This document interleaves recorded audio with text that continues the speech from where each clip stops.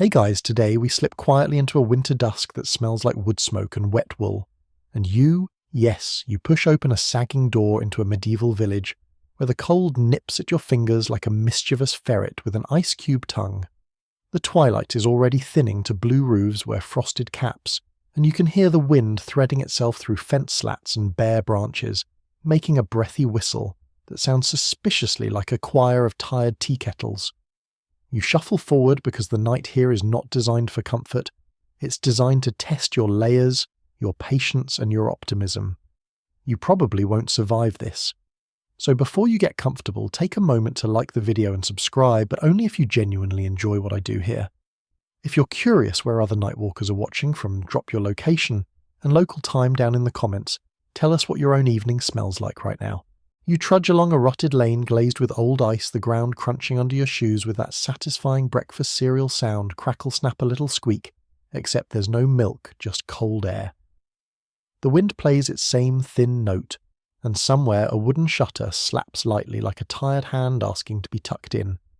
Chickens have already been coaxed to their perches. A cow lowing from a byre punctuates the gloom. If this were a modern neighbourhood, someone by now would have texted the group chat power's out again, but here the power is a thumb-thick flame trying to keep a hut from turning into a snow globe. You edge past a well-its bucket frozen halfway to thoughtful, and breathe the iron tang of winter. Your breath leaves in cottony puffs, proof you're still warm enough to make weather. A bell somewhere on the little church gives a single neat thunk, the sound of wood remembering it is wood. Then stillness returns, a stillness so soft you can practically fold it into a pillow. You can't help smirking at the nightly routine for villagers. Bedtime doesn't mean pyjamas, face cream, and a curated playlist. It means surviving the dark in layers you've worn since breakfast. It's like working the graveyard shift literally, except your manager is the moon, and she's very strict about clocks. A mainstream fact first, so your historian brain has something to hold in much of medieval Europe. Peasants lived in single-room timber houses with beaten earth floors, wattle and daub walls, and a central or wall-side hearth. Nightfall choreographed everything. When daylight left, tasks folded inward. The house became a nest, smoky, cramped comfort measured not in degrees Fahrenheit, but in the number of bodies and beasts tucked within. You step into one such home now, ducking under a lintel as smoke gathers in the high rafters like grey wool waiting to be spun. The scent of peat or brushwood is in your nose, an earthy perfume that says we have fuel, the way a modern coffee aroma says we have hope. By the hearth heat yawns in slow circles, never quite reaching the furthest corners. The orange glow paints the cracked plaster in swirling stories.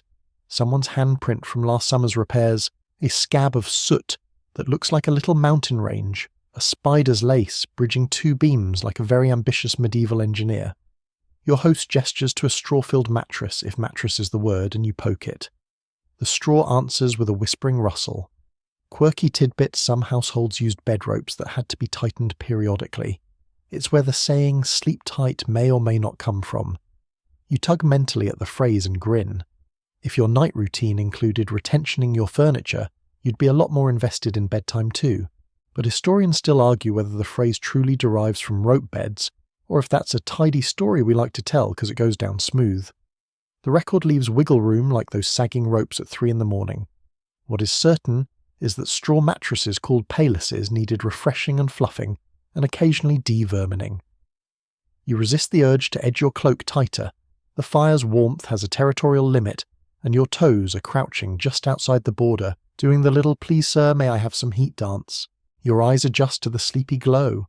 You notice walls mottled with whitewash, a shelf of clay bowls, a wooden spoon with a bite mark where someone tested porridge temperature too optimistically. A child's shoe dangles from a peg stuffed with straw like a decoy bird. Someone's winter cloak steams faintly from earlier sleet. The soundtrack is humble and hypnotic, wind keening in the thatch, a pot lid ticking as it cools the relaxed, digestive poetry of the cow in the byre next door. If modern sleep apps had a peasant village setting, this would be the premium pack wind in eaves, looped hearth, crackle low, occasional cow authentic. You settle near the hearth and the family's evening ritual unfurls with cozy predictability. A heel of coarse bread is passed your way, its crust stiff, but its heart still friendly. Someone pours a small beaker of small beer weak ale, safer than water, a feature not a bug. You sip and your shoulders exhale.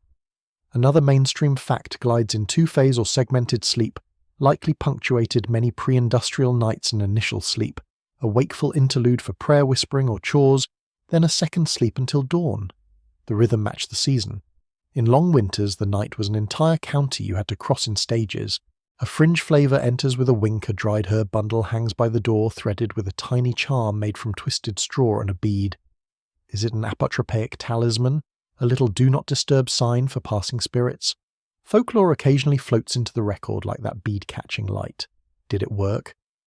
Well, you're not currently being pestered by anything ghostlier than your own chilly elbows, so maybe? Yes. Or maybe the charm's best function is psychological. If you believe the night is slightly tamer, you sleep slightly deeper. Historians still argue whether these traces should be read as evidence of everyday belief or as isolated quirks. Belief leaves fewer receipts than taxes. You wriggle deeper into your cloak and feel the day let go. The family cracks a few jokes, the kind made to keep frost from thinning the spirit. Someone observes that a neighbour snores loudly enough to shake snow from the rafters. Another says the wind sounds like a monk who's lost his choir. You contribute with a quiet smile, something about your toes staging a small rebellion and asking for a better union. Laughter travels quickly here, the kind of laughter that spots your breath and makes it visible, then wraps around it like a scarf. Jokes are radiators you don't have to feed. In this first hour of night, you're attuning to village physics. Heat is a geometry problem like a rationed luxury time, a slow river coiling under ice.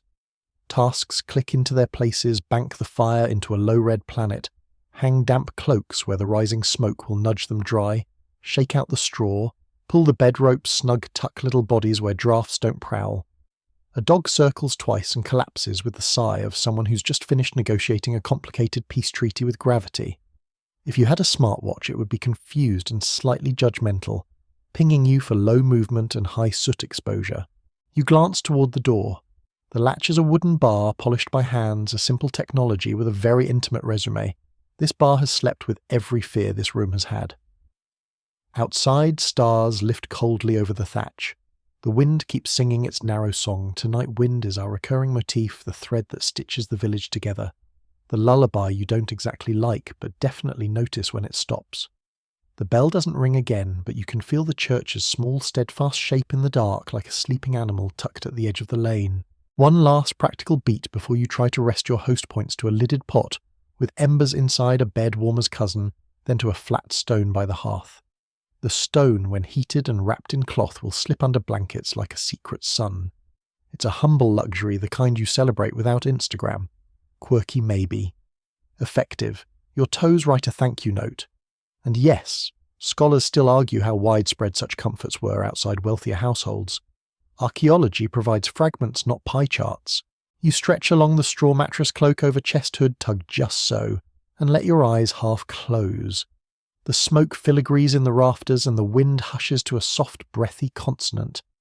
You think about segmented sleep again, and wonder which side of midnight your dreams will choose. Outside hooves clop once someone late or someone early, or just the village horse practicing its lines. Either way, the night nods approvingly.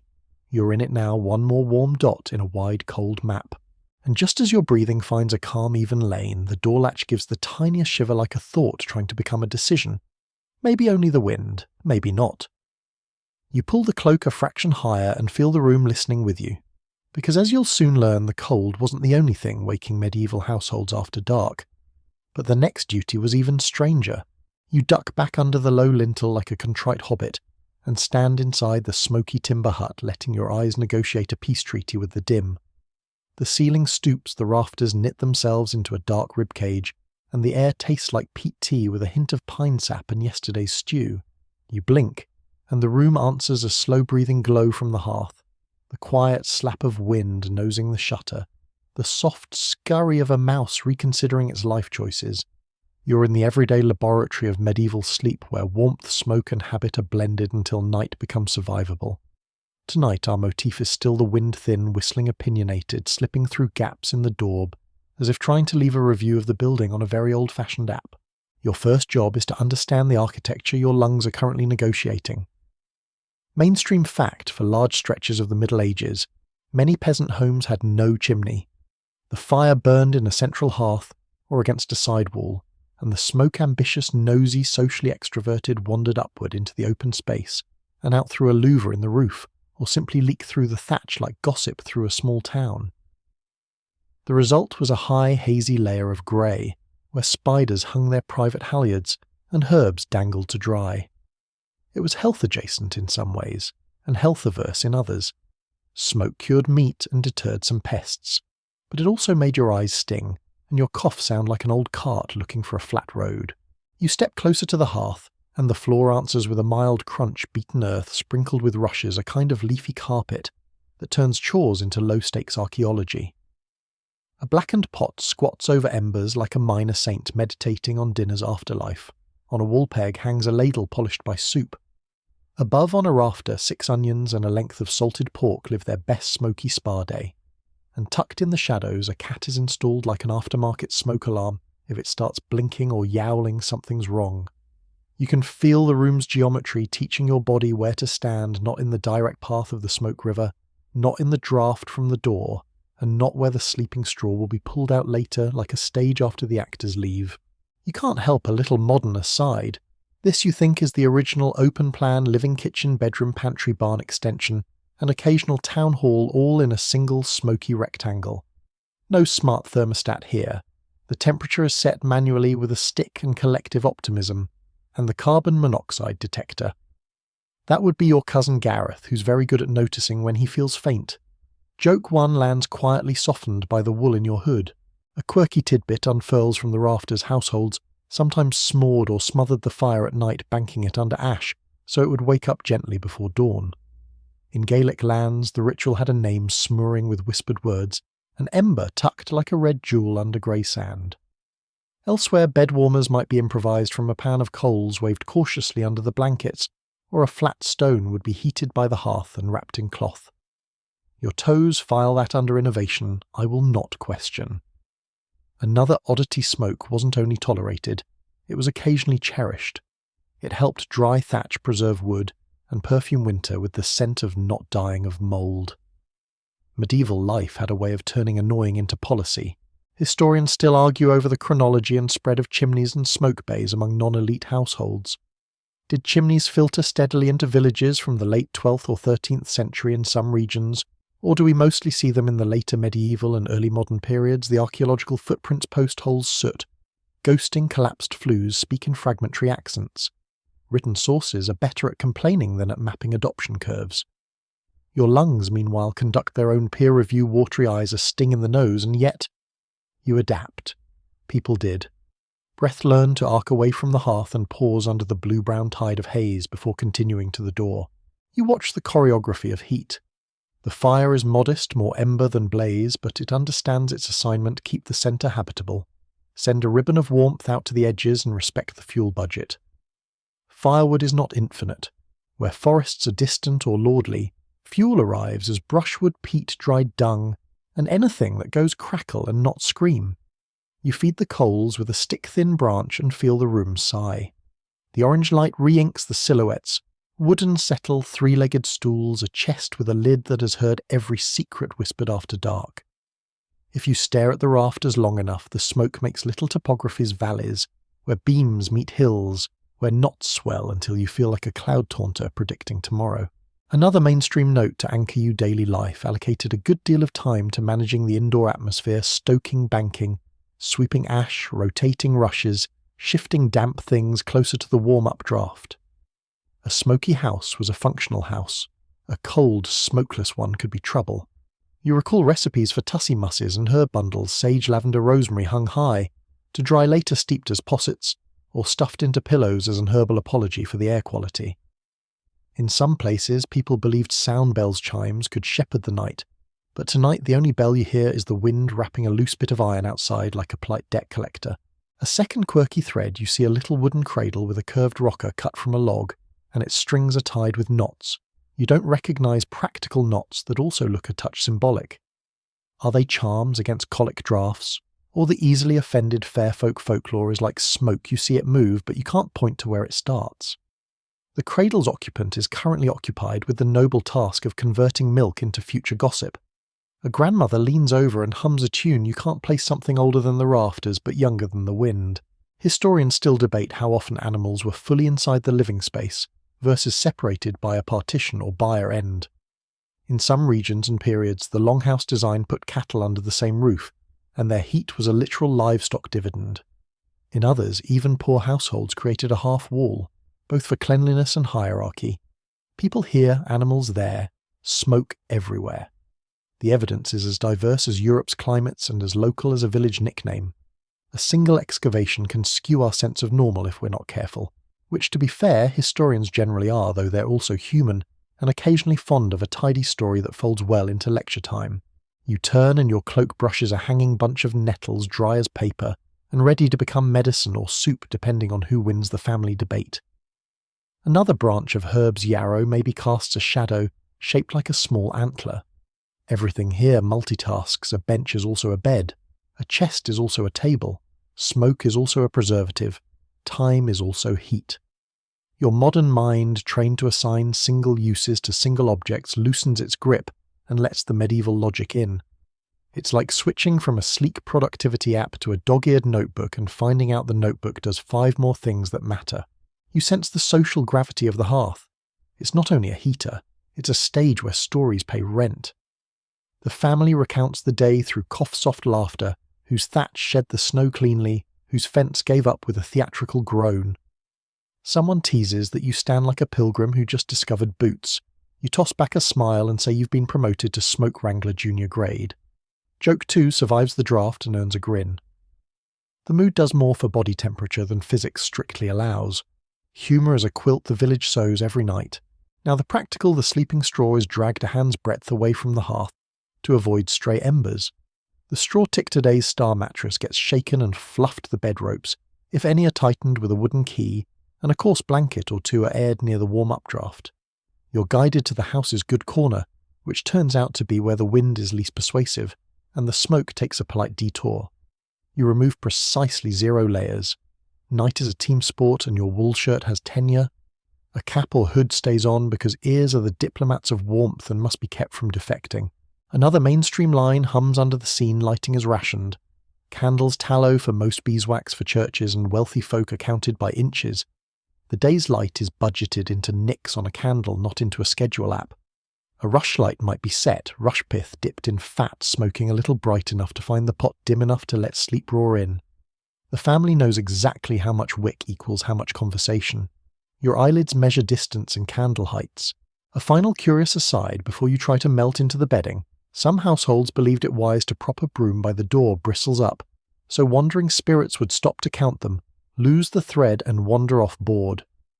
Is it superstition or a medieval to-do list written for the restless historians still argue whether such practices were widespread habits or the charming outliers that survive because they're the kind of detail both scribes and modern writers can't resist copying. Either way, nothing bad has knocked, unless you count the wind auditioning for its own solo. You hear someone outside stamp snow from boots, a latch lifts at a neighbour's, then drops.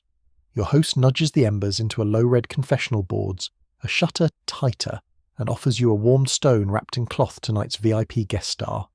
You tuck it near your feet, feel heat tunnel up your legs like sunrise in miniature, and remember how much of human history was about coaxing comfort from stubborn materials. The room settles into the late shift of silence, wind's thin whistle, a descending clink as iron cools the soft duet of 2 people negotiating blanket borders without the UN. You edge down onto the straw, the rustle answering like dry applause, and the smoke ceiling thins as the louver sighs. The cat relocates to your hip because cat logic is older than charters. If there is a thermostat, it's the dog across the room radiating in polite pulses.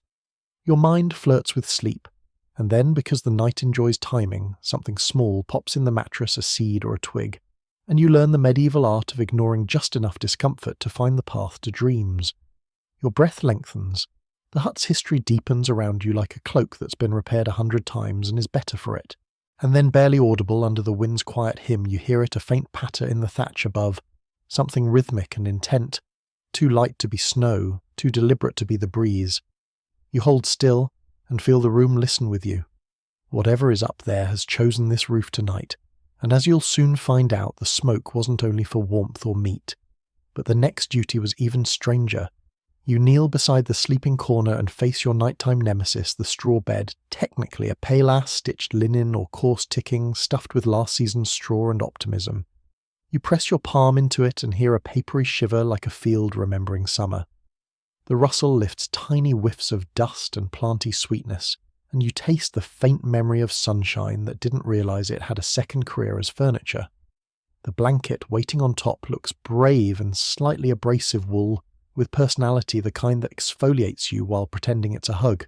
Wind still murmurs in the thatch, but down here the soundtrack shifts to small domestic noises, the rustle of straw, the sigh of wool, the gentle clunk of a wooden peg releasing a rope. Tonight's motif remains the wind, yes, but now it shares the stage with texture, the brush graze and persistent whisper of materials against skin. Mainstream fact to anchor your expectations for the majority of medieval peasants.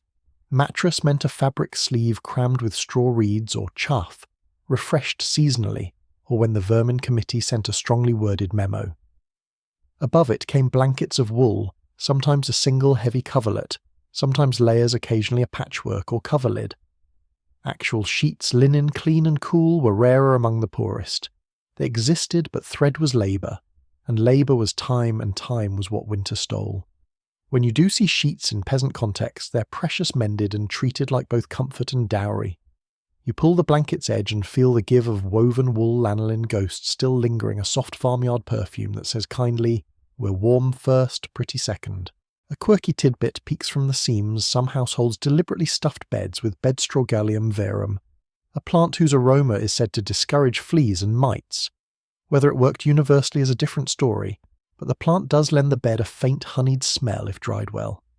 Another stuffing strategy involved oat chaff or barley straw, each with its own rustle profile and longevity. Yes, you're now the sort of person who rates rustle profiles. Somewhere in a nearby chest there's a wooden bed key used to tighten the lattice of ropes that supports the mattress. You may even mutter the ancestral catchphrase while cinching them, "Sleep tight." Historians still argue whether that phrase truly descends from rope beds, or if we've retrofitted a charming etymology like a snug blanket over a cold gap. But tonight the story is practical. Loose ropes sag, tight ropes don't, and your spine prefers the latter.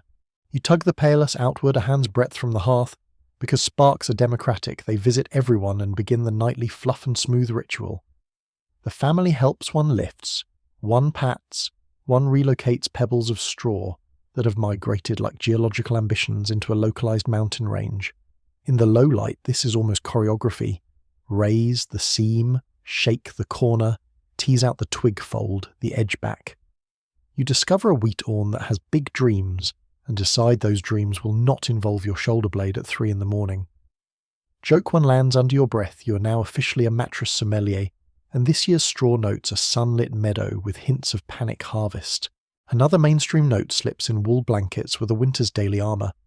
A peasant's cloak doubled as bedding, a child's cap doubled as nighttime ear insurance. Dye was often minimal for workaday blankets. Browns and greys ruled, though a precious red stripe or a dyed border could parade wealth without saying a word. The thickness of your cover said as much about your fortunes as your village gossip did. In some regions, fooled, wool beaten, washed shrunk into dense, almost weatherproof cloth, made coverlets nearly windproof. You stroke the fabric and feel the spring of the weave, the grain of the warp, the nubs, where a thrifty hand has mended and remended, like a patient priest absolving holes. Quirky second-course pillows were not standard-issue clouds. A folded cloak, a rolled hood, a sack partially filled with straw or feathers. If you were lucky, these were your orthopedic options. Featherbeds did exist, but they were expensive, precious, and usually the pride of better-off households. You tonight get the democratic version, a bolster, that believes its job is to be present, not luxurious. On the bed's perimeter, a wooden rail or even a chest keeps small children from rolling into the draft, and the family dog keeps everyone honest by claiming the warmest coordinates with uncanny precision. The cat, for its part, intends to sleep on your ribs as dictated by ancient feline law. Scholarly debate drifts across the straw like low fog. How widespread were sheets among non-elite rural households? By the later Middle Ages, inventories show sheets here and there. Wills bequeath a pair of sheets with a little flourish of pride. Archaeology rarely finds textiles, so absence of evidence is just that absence. Some historians argue that even modest households might have owned at least one pair of linen sheets by the 14th-15th centuries, in regions with thriving flax cultivation. Others caution that we shouldn't universalise from prosperous parishes or unusually thorough records. Tonight your shoulders vote that linen would be nice, while your purse votes, with equal conviction, that wool and patience will do. Wind combs the thatch again, and the blanket lifts a whisper at the edge. You tuck it firmly hospital corners avant la lettre, and feel the straw give like a sigh. The hut smells like smoke wool and something herby lavender rosemary, from a little sachet sewn into the bed seam. Whether it's for fragrance fleas or both, you'll take it. A neighbour once swore by tucking warm bricks at the foot of the bed. Tonight your host reheats yesterday's stone by the hearth and wraps it in cloth, sliding it down like a secret sun to thaw the Republic of Toes. If this were a modern apartment, you'd be Googling space heater safety. Here, safety is a practiced hand with embers and a well-timed prayer. You shift under the blanket and think about segmented sleep again, the probable pattern of first sleep and second sleep that punctuated long winter nights. During the wakeful hinge between them, people whispered, prayed, tended embers, visited neighbours, or let's be honest, snacked. Historians still argue whether segmented sleep was universal or varied by latitude, season and workload, but references surface in diaries and literature like fish flicking silver in a dark stream.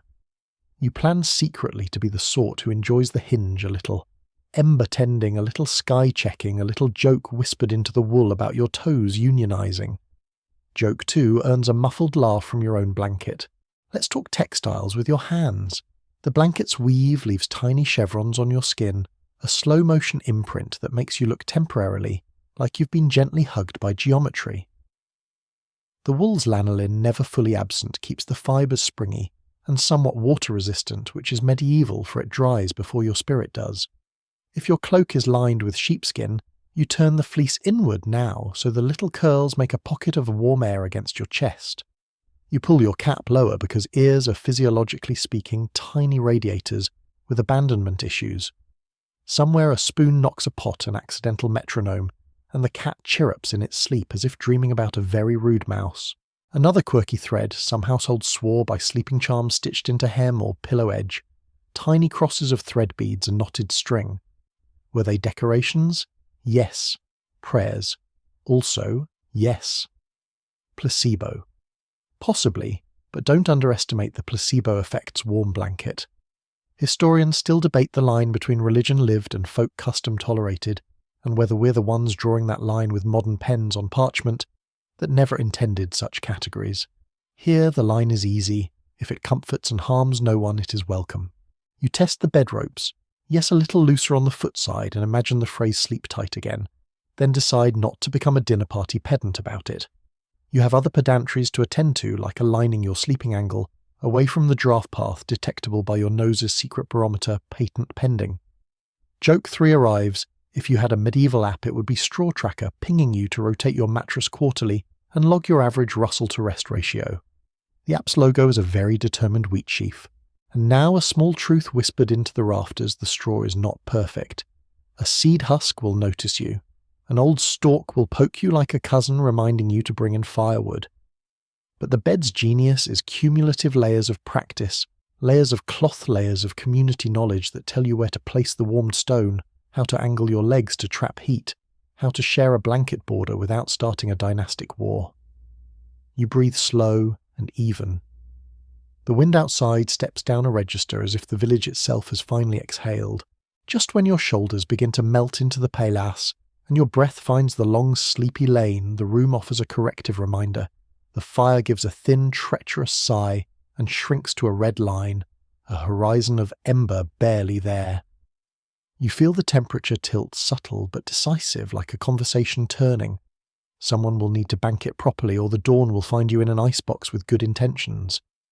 You pull the blanket snug, listen to the embers' faint tick, and realise that managing heat here is as continuous as breathing stop, and everything notices. You pretend for a delicious moment that the fire will save itself. It won't. And as you roll onto an elbow weighed down by wool, you know the next task belongs to your hands and your patience, because the hearth's survival at midnight decided everything about mornings. But the next duty was even stranger. You slide from the straw like a reluctant pancake and pad toward the hearth, where the night's tiny sun is having second thoughts about existing. What was earlier, A comfortable planetarium of orange is now a faint constellation of red islands, brakes squeaking on the edge of going out. The air near the floor is a little knife. Above the embers, it's a spoon-rounded, comforting patient. You kneel, and your knees find the familiar cool of beaten earth slicked with ash dust the way a bakery floor is dusted with flour. Tonight we trade our wind motif for bells real, imagined, remembered. There's the bell of the iron trivet when it settles with a soft ping, the bell of your breath when it rings the cold in your nose, and somewhere outside the church bell that earlier marked curfew a sound villagers read like a bedtime story. Mainstream fact to steady your hands across late medieval Europe, banking the fire before sleep-piling ash over embers to conserve heat, was as routine as prayer. Where wood was scarce or lord-controlled households leaned on peat brush, bracken, heather gorse or dried dung. The ember bank was a savings account you contributed to every evening and withdrew from every dawn. Chimneys were variable by region and class. Countless peasant hearths still burrowed smoke into loft or roof vents. Your toolset is simple and sufficient. A long iron or wooden fire rake tongs, a small shovel, a lidded ember pot if you need to ferry coals, and a cautious respect for sparks. There's a proverb in this house not embroidered on anything, just stitched into habit. Keep one eye for the child and one eye for the ember. You lean in elbows near your ribs and coax the ember field like a patient barber parting a quiet head. The coals answer with microsounds, a dry hiss as two meet a gentle clink, the faintest bell when iron nudges stone. You tilt a few toward each other so their heat can gossip, then scrape a ring of ash inward to blanket them. A few breathy puffs from you, soft enough not to send sparks marching strong enough to wake the red, turn the dim into a cautious glow. Joke one surfaces. Congratulations, you are now the night shift's barista, serving a single, very moody latte to an audience of blankets. Quirky tidbit taps your shoulder like a friend at the alehouse. In some towns, a bell really did ring as curfew from old French couvre-feu, cover the fire. Was every bell about embers? Possibly not. Some signalled gates closing or signalled general night quiet, but the image lives families sliding lids over hearths as a town-wide lullaby hums from the tower. In certain places, a perforated metal fire cover or a ceramic chamber pot for coals, think small travelling hearth helped transport warmth to the bed or a neighbour. Elsewhere, people used ember tongs to carry a coal across lanes like a tiny dragon egg held with comical reverence. You picture yourself knocking on a door at midnight. May I borrow 2 embers? The economy of heat was communal and very politely on fire. Historians still argue about the breadth and consistency of curfew practice in rural villages, whether it truly focused on covering hearths for fire safety, or more broadly on discouraging night wandering. Documents mention bells. Archaeology shows hearths that could be banked. But to map custom from castle town to little hamlet is to stitch fog to fog. And when you fold in seasonal light December's endless night versus June's easy twilight, the bell's cultural job description expands and contracts like bellows. Tonight the bell you remember is mostly inside your head, an echo that reminds your hands to move gently. You check fuel choices the same way a cook checks the pantry. There's a little basket of brushwood, a slab of peat cut last summer, and now hard as board bread, and a twist of dried heather. You choose heather small smoky cooperative and stage 3 twigs like shy actors toward the woke-up embers. They take slowly with the theatrical confidence of a candle being asked to impersonate a torch. If this were your apartment, a carbon monoxide sensor would be giving you a TED talk. Hear your sensor as grandma's cough and the cat's decision to move upwind. Another mainstream detail, many peasant hearths were sunken or ringed with stones, sometimes with simple andirons. Fire dogs, if iron was affordable, more often a pragmatic pilot so it burns geometry. Pots hung from hooks, or sat on trivet legs depending on the meal. Tonight the pot is empty, though it still lists garlic and onion to anyone within sniffing distance. You slide its lid aside to ping the trivet just to hear that little bell again, domestic music intimate as heartbeat. A sliver of tallow candle waits nearby a stingy lighthouse with ambitions. Quirky second course, some households kept a lidded terracotta brasero-like pan, not Spanish but analogous, a portable ember tray to set under a stool or slip near chilly feet. Others used a bedwagon, a framed pan you ran under blankets with caution and prayer. Medieval advice literature, when it touches the home, occasionally warns in the same tone your aunt uses for Thanksgiving. Oven tips do not leave the pan unattended. Do not confuse toasty with smouldering. Your toes applaud the invention. Your eyebrows volunteer as the safety committee. Joke 2 bubbles, you're now the Chief Heat Compliance Officer, and your first policy is no flames in the bedding after 2 jokes. The bell's motif threads back in from the world beyond the wall, far off, maybe real, maybe memory, the church's cover, the fire note lingers. You imagine dozens of hands across the village performing this same choreography, at slightly different tempos, scrape ash, nudge coal, whisper a short prayer that is both about safety and about not having to restart fire from flint at dawn. Flint and steel were reliable, but not romantic at 5 a.m. Preserving embers is the medieval equivalent of not closing your tabs. You carefully lay the ash blanket thicker over the glowing core, confident that in the morning, a poke and a breath will turn saved potential into breakfast. Scholarly debate leans over your shoulder like a well-meaning uncle. How common were specialised hearth tools in poorer homes? Inventories list tongs and pokers more often in middling households. Peasant lists are sparse. But excavation occasionally coughs up iron fragments in cottages, and wood makes a decent cheap poker, even if it slowly becomes what it pokes. The picture is granular village by village, tree by tree. Plant a forest near a community for 2 generations and iron tools appear. Move the forest a day's walk away and people become expert at using what burns slow and reliable. Peat cutters knew their moors like librarians know the 7th shelf of poetry. You pause to assess outcomes like a sleep scientist in a hat. The hearth now glows like a quiet constellation under fog. The room's harsh edges soften. You rub your hands and the skin sings little bells of warmth up each finger. In a minute you'll sprinkle a spoon of ash more, then set the wooden screen a hand's breadth from the hearth to keep stray embers from auditioning as meteors. The fire is downshifted, not dead a nightlight, for a room that lives inside winter's mouth. Sudden practical beat a draught fingers the door crack and almost whispers the embers out. You shuffle to the latch and settle it more snugly, then wedge a folded rag into the worst of the gap.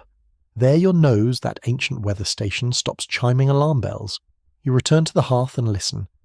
If there's a bedtime prayer here and there, often it is short and domestic. Let the house stand. Let the embers wake. Let the night be quiet. The family crosses themselves. You cross the space between embers and ash with one more cautious scrape. A final curious aside, thin as smoke, occasional mentions survive of brander tithe or ember sharing. In small emergencies, lighting neighbours with a coal when a house failed its midnight test. Whether formal custom or informal kindness, the act is so human, you can see it without a manuscript, a cloak flung on clogs, slapping a careful tin with a lid, a hand shielding the tiny red planet while snow feels for your wrist. Historians still argue how much we can generalise from such anecdotes, but your heart votes that generosity is as old as cold. The embers are safe. The bell theme quiets. You let the hush settle, a long velvety sound that thickens the room until even the cat's purr feels like a low handbell. The trivet makes one last tick as metal forgets heat, and you catch yourself smiling at the tiny domestic victory you have delivered tomorrow to tomorrow. Joke 3 climbs up like a warm loaf. If there were medieval performance reviews, yours would read, exceeds expectations in ember conservation, needs development in not inhaling smoke while bragging about ember conservation. You turn toward the sleeping corner, cradling the warmed stone again, because toes are monarchs, and you sense a new temperature blooming in the sidewall, a slow animal heat, humid and alive, seeping through the timber partition from the byre end. There's a soft stamp, a breathy snort, the delicate percussion of hooves repositioning on straw. The family listens without surprise because warmth in winter wore a hide and answered to names.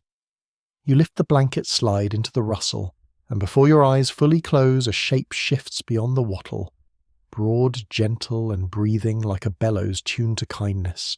But the next duty was even stranger. You ease closer to the timber partition, the byre end, and feel warmth that isn't fire, a soft-breathing climate made of lungs and rumen.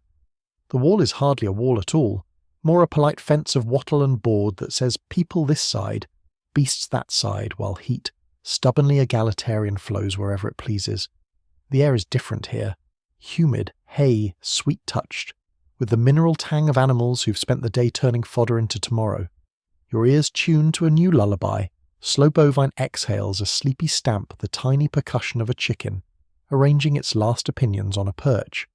Tonight's motif shifts from bells to breath, warm breath, steady breath, the kind that fogs the cold and tells your skin that winter won't have everything. Mainstream fact first in many parts of medieval Europe, especially in northern climates. Humans and animals shared a roof, sometimes in a single longhouse plan, sometimes divided by a byre partition, sometimes under one ridge with separate doors. Cattle, sheep, pigs, and the occasional donkey slept close because their heat mattered. A few large animals warmed the air more reliably than hope. In Scandinavia, the North Sea coasts the Alps and swathes of the British Isles. The combined dwelling byre was ordinary architecture, people at one end, beasts at the other, smoke drifting up to season the rafters equally. In places with better weather or stricter building customs, byres split into adjacent buildings. But winter kept making the same argument share warmth, and humans generally listened. You rest your palm on the plank. It's tepid from cowside weather. Through a knothole, a glossy eye the size of a plum blinks at you with the unhurried wisdom of someone who invented cud and intends to keep the patent. The cow exhales, and your cheeks register a draught of barn-scented heat, not perfumed, not perfumeless, simply honest. Modern aside, you'd pay good money for this in January if the spa brochure called it Ruminant Sauna Hay Notes Hearth Finish. Joke one lands with a private grin. Quirky tidbit ambles in tail, swishing some households gave cows saints' names or nicknames, with jokes baked in Buttercup before Buttercup was a cliché brownie. Fairface Whitefoot part inventory, part affection, part please keep making milk. Chickens, meanwhile, lived complicated social lives in the dark, negotiating roost hierarchy, like feathered nobles with very strong opinions about seating charts. A favoured winter trick, tuck one or two hens into a little wooden ark under a bench, or against the byre partition to steal their feathered central heating. You don't cuddle the chicken, both of you would object, but you respect its day-job egg engineer draft diffuser alarm clock with no snooze button. Another mainstream note hums beneath the straw byre. Warmth wasn't just comfort, it protected people and food. Frost kills as stealthily as fever. A few degrees mean the difference between sleeping and shivering awake, like percussion section practice. Manure, yes, we'll say it was gathered nightly, not only because sanitation is a friend, but because tomorrow's fields and fuel owed the house a debt. Dried dung in some regions became briquettes for the hearth. In others, it fed garden heaps that fed cabbages that fed everyone. The longhouse was a little ecosystem where heat and nutrients cycled with the tidy logic of a ledger. You stretch an ear through the knothole of attention, and hear a pig turning in its box with dignified resignation, a sheep sneezing softly like a nun afraid of making a scene, and the quick peck-peck of a hen testing the limits of bedtime. The rhythm is hypnotic. Breath warmth flows in waves. Your skin reads them in braille. In the half-light, a boy crosses the byre end with a small lantern, check strap straightens a pile of hay, and pats a cow's broad forehead with the same gesture you've seen given to tired children. He whispers something, and the animal answers with a breath that is both smell and kindness. Scholarly debate peers over the partition with you how universal was human-animal cohabitation, and how intimate some excavations show clear partitions with raised sleeping platforms for the family and lower drain-notched pavements for cattle. Others reveal cleaner separations, byres detached or in L shapes, suggesting different strategies across climate, soil, and lordly regulation. Written records love to itemize livestock but rarely give house plans. Wills bequeath the house and the byre without clarifying distance.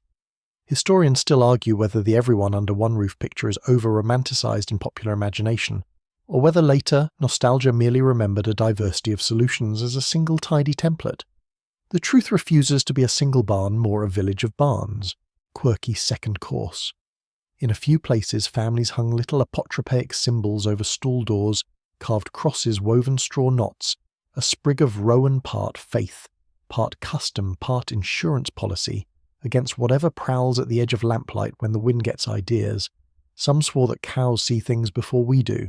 If they stared at nothing, you offered a muttered phrase and pretended you weren't looking for corroborating ghosts. Others trusted the concrete, a clean stall, a good manger, a sound bar across the door. Your host is of the concrete school, but there's a straw knot over the main post anyway, because grandmothers have veto power. Mainstream practicality returns in work boots each evening. Someone hauls water from the well. Ice skim knocked aside with a practiced knuckle tops. The trough pitches forkfuls of hay, and checks hooves and straps. This isn't lover's poetry. It's lover's routine, the sort that keeps animals content and heat flowing. You're handed the lantern and asked to mind the door while the eldest girl shovels out a wet corner steam lifting in little genuflections, then spreads fresh straw like a golden quilt. The smell sharpens but doesn't offend. Barn clean is different from street clean. It has purpose and edges, and tells your nose a straightforward story. You set the lantern down and suddenly understand why medieval illumination painters gave halos to saints. A small circle of light really can turn a face into a final draft of hope. You pause for a micro-joke too even, because the breath motif is making you sentimental. First you decide the cow is a superior roommate. It never borrows your cloak without asking. Second, you note that the rooster is technically the village's worst DJ, insisting on a pre-dawn set nobody requested. The hen on the lower perch clucks agreement in her sleep, which is impressive comedic timing. Scholars still spar gently about respiratory health in these spaces. Did shared warmth save more lungs than barn air irritated, smoke hung in rafters? Ammonia whispered from corners. Winters were long. The evidence is not a neat ledger. Skeletons tell you about chronic stress. Texts tell you about scandals, saints and taxes. Neither list coughs per capita. Yet people kept doing it generation on generation, which is a data point in its own right. Adaptation wore many outfits. Rushes changed. Often, partitions improved. Lofts were built to store hay, and sometimes sleep above the warm beast weather, and chores rotated like prayers to spread the labour's sting. Another curious filament cats. Ubiquitous little security guards earned their board not with purrs, though purrs are a tax-deductible perk, but with rodent control. A village without cats is a granary with opinions. Dogs, too, negotiated the boundary between house and byre. Some herders slept alert as tripwires. Others curled by the door and dreamed bureaucratic dreams about border enforcement. If you want modern parallels, imagine you're running a startup in January, and your employees are heat sources with horns. Open floor plan, agile methodology, very strong culture. You lean your shoulder to the partition and feel the house as a single animal, the byre end thudding slow heartbeats, the hearth end breathing smoke-scented breath, the roof, a giant rib cage murmuring to the wind. Someone behind you rearranges the sleeping straw with a practice slide. Someone at the byre murmurs a quick prayer over a cow with a new cough. Someone outside knocks snow from boots and fits the bar across the main door with the small final sound of "we're in for the night." The village knits itself together from warmths. Fire warmth, breath warmth, blanket warmth, joke warmth, until even the cold must pause at the threshold to take notes. Practical epilogue. Before you surrender to rustle and darkness, your host hands you a short wooden rake and shows you the morning's map dung to the heap, fresh straw from the loft water carried before sunup. The trade is intimacy for heat, labour for safety.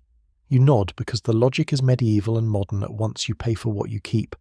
And tonight what you're keeping is the difference between frozen and sleeping, measured in cud feathers, and a lantern flame that refuses drama. You set the rake aside, slide back into the human end, and notice now that your skin is thoroughly briefed on animal weather, how cool the bed corner is by comparison. You tuck the warmed stone to your feet, listen for the long house breath rolling from byre to hearth and back again, and let your shoulders unfurl. Your cap edges down, your eyelids agree. Then a minor civil war starts under the blanket, your wool shirt, your undertunic, your hose, your cloak. Every garment you've worn today is now insisting it will attend tonight's sleep as well, and honestly it's right. People didn't undress for winter nights. They slept in layers like onions applying for a security job. You smile into the dark and admit the obvious. If breath warmth is the village's gift, layers are yours. But how many layers, which fibres, which tricks, which taboos? You'll find out the moment the wind remembers your name and fingers the shutter. Because comfort here is an equation no one solves naked. The hearth is low, the byre is breathing, the house is one animal with two kinds of heart, and you're about to dress for bed like someone preparing to meet January, in a very small, very personal duel. But the next duty was even stranger. You dress for bed by not undressing, which is either the laziest fashion statement in history or the wisest. You tug the hood forward, smooth your tunic, and let the day's wool rehearse its second act. Tonight our motif drifts from breath to fabric, so you hear the night and textures, the soft rasp of sleeve on sleeve, the whisper of linen against skin, the quiet tick where a leather tie complains in the gentlest possible way. Even the straw answers in cloth sounds, rustling like a coarse hymn book as you shift. You're not preparing to sleep so much as preparing to keep the weather out one patient fibre at a time. Mainstream fact right up front, most medieval peasants didn't own dedicated pyjamas. In deep winter, people commonly slept in their daytime base layers, linen shirt or shift, closest to the skin, a wool tunic or kirtle over that hose or braise for legs, and crucially a cap or hood to keep the heat from boarding the midnight coach to nowhere. Cloaks doubled as blankets, sometimes lined with sheepskin, or edged in fur if fortune had smiled that year. The bedtime ritual wasn't a spa, it was logistics. Belts, knives and shoes came off, warmth stayed on, quirky tidbits sidles in like a cat with opinions. Many households favoured sleep caps, small wool bonnets, or tied night hoods that kept ears from mutiny. Others swore by wrapping the feet in spare cloths, linen or wool foot wraps, a proto-sock with a whiff of medieval origami. Where craft and coin allowed you even find soft bed socks knitted or nail-bound in some regions, hugging toes like a private treaty. Do those clash with your ensemble? Absolutely. Do your toes care? Absolutely not. They are monarchs with very firm policies. You take inventory with a sleepy professionalism that would impress any quartermaster. Closest to skin, the linen shift, the workhorse of cleanliness, because linen breathes wicks and launders better than wool. Over it a wool tunic whose hem still remembers the afternoon's chores. If you're a woman tonight, the kirtle's lacing gets loosened but not undone. Modesty and warmth shake hands and call it a draw. If you're a man, your braize sit easy at the hips, hose tied at the points, and the tunic's belt is off so nothing pokes dreams into complaint. You keep a short cloak within arm's reach, the kind you can throw over the shoulders during the wakeful hinge between sleeps, without having to negotiate buttons, buckles, or fate. Another mainstream stitch headgear mattered. Heat evacuates fast from bare scalp and neck, and medieval folks knew it without a thermal camera. Caps, hoods, coifs, call them what you like, made the difference between "I'm thinking big thoughts" and "my ears have declared independence." Paintings routinely show sleepers capped like cozy mushrooms. Wealthier households sometimes owned long shirt-like nightgowns in soft linen. Monasteries often wrote rules about sleeping in tunics for propriety and readiness. Peasant practice, though, leaned pragmatic, keep on what keeps you alive. Scholars still argue how widespread true nightclothes were among non-elite layfolk, especially as textiles proliferated in the later medieval centuries. Inventories list shirts, shifts, and occasionally nightshirts, but was that a special garment, or simply the same linen doing double duty with a new label? Textiles rarely survive. Documents are inconsistent. Art loves symbolism as much as realism. One decade sermons tease listeners for laziness in bedclothes, and another decade scolds them for immodesty. The line between moral anxiety and meteorology is thin enough to darn. The evidence, like a good blanket, is patchwork. You flex your hands inside soft mitts fingerless if there's ember work to do at midnight, full if your fingers have filed for hibernation. The mitts squeak faintly where lanolin still lives in the wool. You consider shoes and reject them. The straw deserves mercy. Instead, you slide into felted house slippers, stiff from earlier damp, but warming as your feet write their names inside. If you're truly spoiled, there's a narrow, fleece-lined booty reserved for bed, patched more times than a diplomat's conscience. Modern aside, yes, you're now the CTO, Chief Thermal Officer, running a slow, personal climate system. Base layer wicks, middle traps, outer breaks the draft. Someone should draw a diagram. Someone did in their head and passed it down as an apprenticeship called Winter. Joke One quarterly review says you exceed expectations in strategic cap deployment. Mainstream practicality adds a checklist. Loosen anything that constricts, remove anything that jingles, retie anything whose knot will become a tiny philosophical crisis at 3 a.m. If your tunic has ties, tuck the ends so they won't sneak up to kiss your cheek and wake you with medieval romance. If your cloak pin is pointy, off it comes. Pin-induced acupuncture is not tonight's wellness trend. A cord belt becomes a handy curtain tie. The knife sleeps on the peg, which reassures everyone, including future you, who really doesn't want to roll onto a blade while dreaming about warm bread. Quirky second course floats in on a green breath, people scented their sleep gently. A lavender sachet stitched into the seam, rosemary tucked under the pillow, or a tiny sprig of rue pinned at the neckline. Whether for fleas' bad dreams or the simple memory of summer herb ghosts made winter easier to forgive. Then there's the old trick of warming stones and slipping them under cloak corners, or running a covered ember pan beneath the blanket like a shy comet. You prefer the stone. It radiates without opinions. Joke too, if the Ember Pan could talk, it would subscribe you to a very stern newsletter about safety. Scholarly debate lifts a finger again. What about underwear at night? And what about mixed sleeping when families bundled for heat? Sermons and court records reveal concern for propriety, but cold weather tends to win arguments. In cramped houses, communal sleeping was normal. Boundaries were maintained with custom positioning and layers.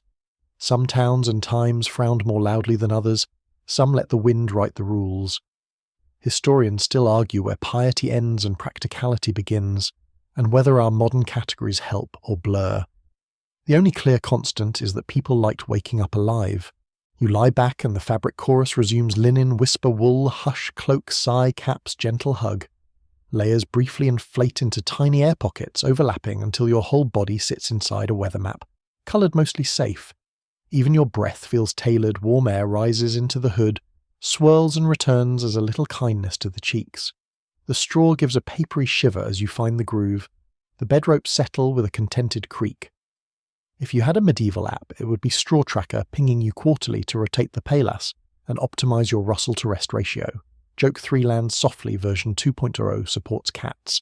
And of course, there's a small charm sewn into the cap, hem 3 red stitches against nightmares, or a palm cross worked in linen. Was it common sources smile mysteriously?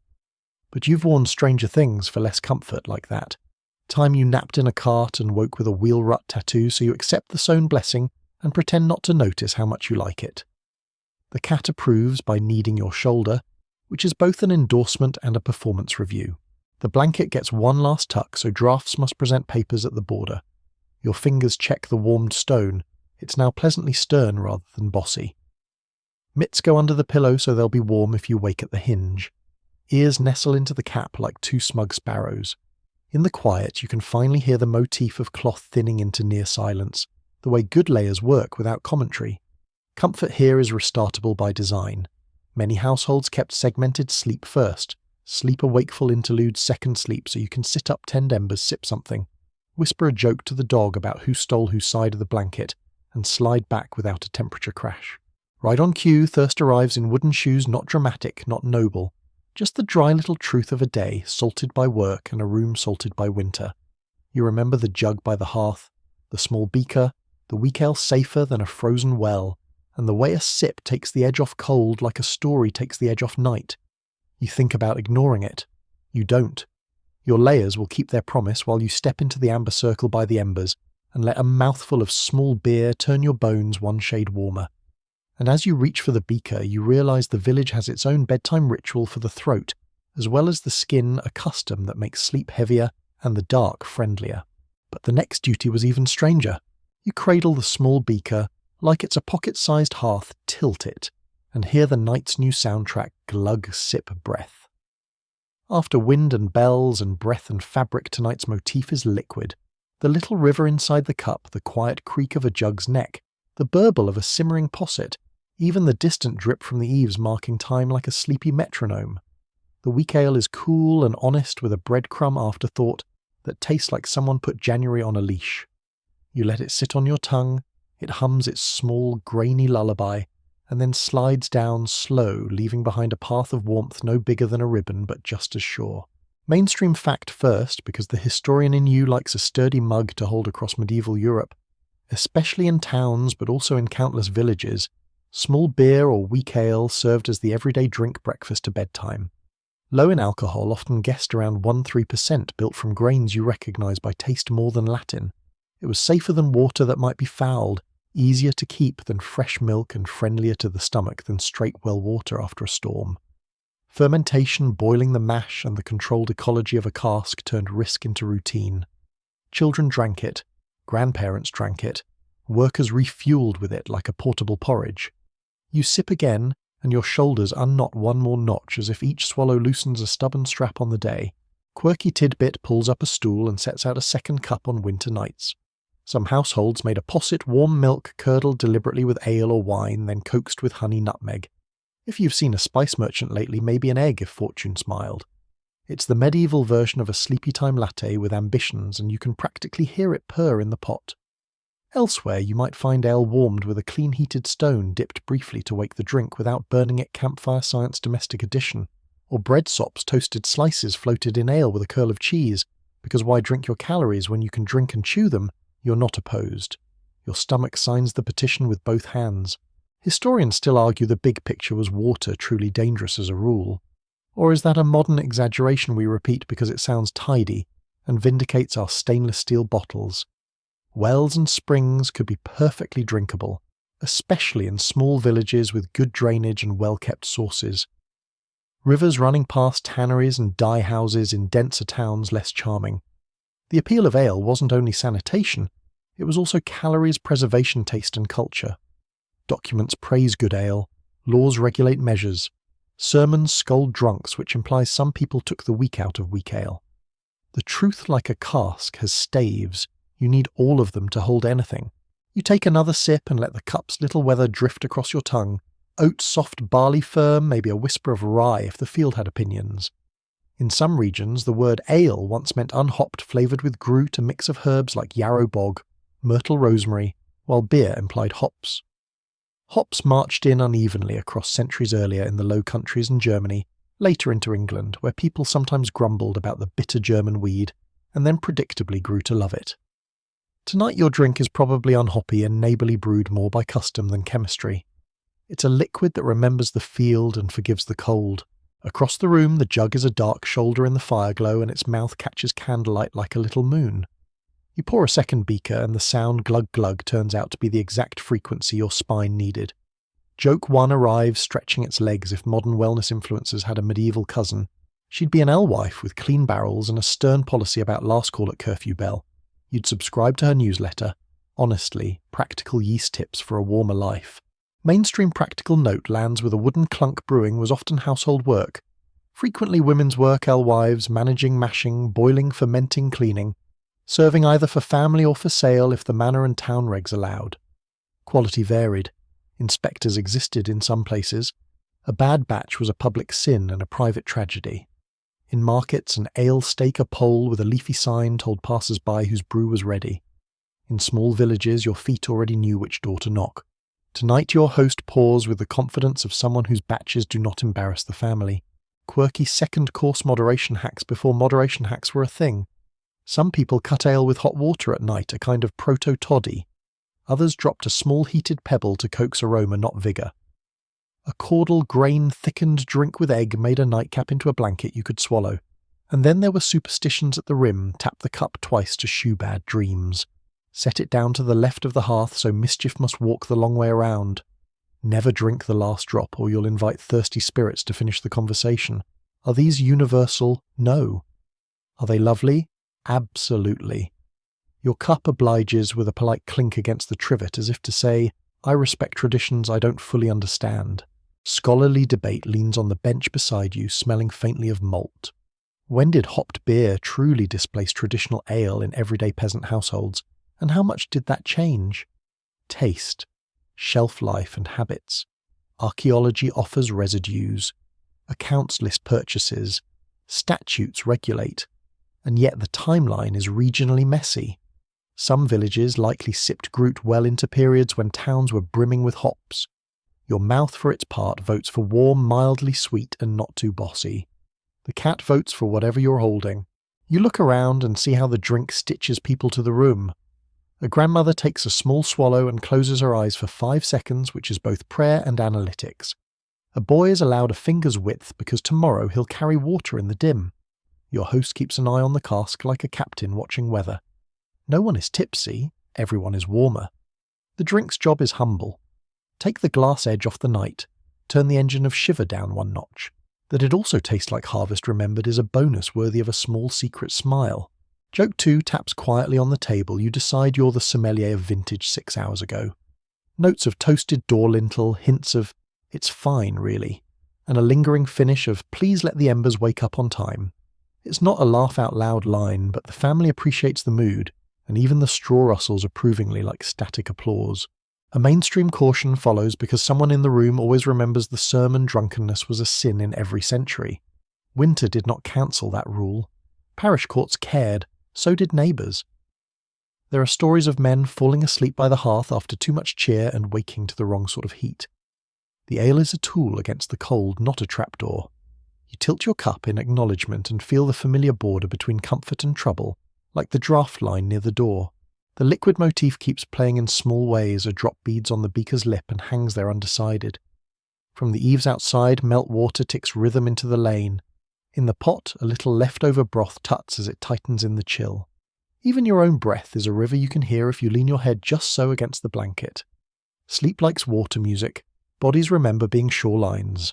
Another quirky glimpse from the social world of drink in some towns and ale conner or tester. Checked quality woolen breeches dabbed with ale, then sat upon to judge stickiness as a proxy for sugar and strength. Is it apocryphal, half legend, half civic optimism? But there were real measures, standard pots and tankards pegged to law and fines for short measure. Your host paused to the line as if the line were holy, which tonight it kind of is. Historians still argue one more cosy question. Did nighttime drinks like possets have medicinal weight, or just cultural warmth? Recipe books promise sleep, soothe coughs and settle bellies. Physicians of the day debated humours with impressive confidence. Households did what worked. Your throat notably has stopped complaining. Data point you murmur into the rim, and the rim says accepted for publication. The second beaker ends in a soft clink on the table, and an even softer exhale from you. Your stomach sends a warm memo to your toes. Your toes reply with a unanimous approved. Joke 3 is barely a ripple. You raise the beaker to the embers and whisper, to tomorrow's version of me who is brilliant and definitely remembers where we put the ladle. The embers wink. The cat pretends to yawn but is actually laughing. You set the cup near the hearth so it won't freeze its feelings by morning, wipe the rim with a cloth the way your host does, and listen to the house revert to quieter instruments. A distant creak as the roof timber cools, the jug's glug sigh as it settles, the eaves ticking slow rain math. The liquid theme fades into background hum, leaving only the afterglow of a warmed throat and a tamer night. You slide back under the blanket, find the warmed stone with your foot like a treasure you left yourself, and let the room dim you down toward first sleep. And then just as your breath lengthens and the ember's glow becomes a low tide, you notice a faint rhythmic scratch at the shutter, followed by a sound that is not wind, not water, and somehow not quite outside. You hold the cup of silence steady and realise the village has another night ritual, one with claws, paws, and occasionally guests. The ale is done, the dark is friendly, but the next duty was even stranger. The scratch at the shutter fades, and in the quiet that follows you lie there feeling the straw's honest bristly truth under your shoulder blades, and you imagine wickedly what it would be like to sink into a cloud. Tonight's motif turns to softness. To an ocean hush of texture you picture feathers settling like tiny snowflakes, a low surf of down folding over your bones, the way a well-stuffed tick might turn the hard angles of winter into rounded coastline. The straw rustles, your warmed stone radiates, and your mind slips toward the other bed the one peasants talked about with a mixture of envy and comedy. The feather mattress, the bed of down the social pillow that said very clearly someone here is doing better than hay. Mainstream fact first, so we aren't just napping on wishful thinking. Featherbeds existed throughout medieval and early modern Europe, concentrated among the well-to-do prosperous peasants, in especially good years, townsfolk with coin clergy gentry. A feather mattress was not a fluffy topper tossed on a whim. It was a treasure item recorded in wills and dowries guarded like a portable estate. A sturdy linen or fustian tick was crammed with goose-down duck feathers, sometimes chicken if life demanded improvisation, the mix stratified by practicality, soft down for comfort, coarser quills for spring and body. If your house held one, it slept on the bedstead nearest the fire, and farthest from draughts like a fat moon with a gravity of its own. You have to admit the fantasy sells itself. Imagine lowering your weight into a slow cloud that murmurs, hush back to every vertebra the way the ocean murmurs hush to a beach at midnight. Imagine the cap shadow at your ear growing sudden luxe linen cool against cheek, the wool coverlet now a dignified winter sky instead of a wrestling match with gravity. Imagine, because people did the rank and status stitched into those feathers, how a featherbed could mean a daughter's portion, a marriage's comfort, a winter's grace. The straw beneath you crunches honest and thrifty, and you still let your head drift a moment into the down. Quirky tidbit flutters in like a late goose households that could afford featherbeds sometimes turn them by season tapping and shaking the tick, so feathers migrated away from hollows beating the bolsters like drums to wake the lofted clumps. In some places, you'd lay the mattress on a sunny bench and pat it with open palms and air bathing for the bed that was half hygiene, half performance. There were even travelling feather dressers in later centuries, peripatetic fluffers, armed with needles funnels and gossip who would retick demite and redistribute the wealth of softness while you provided tea and neighbourhood news.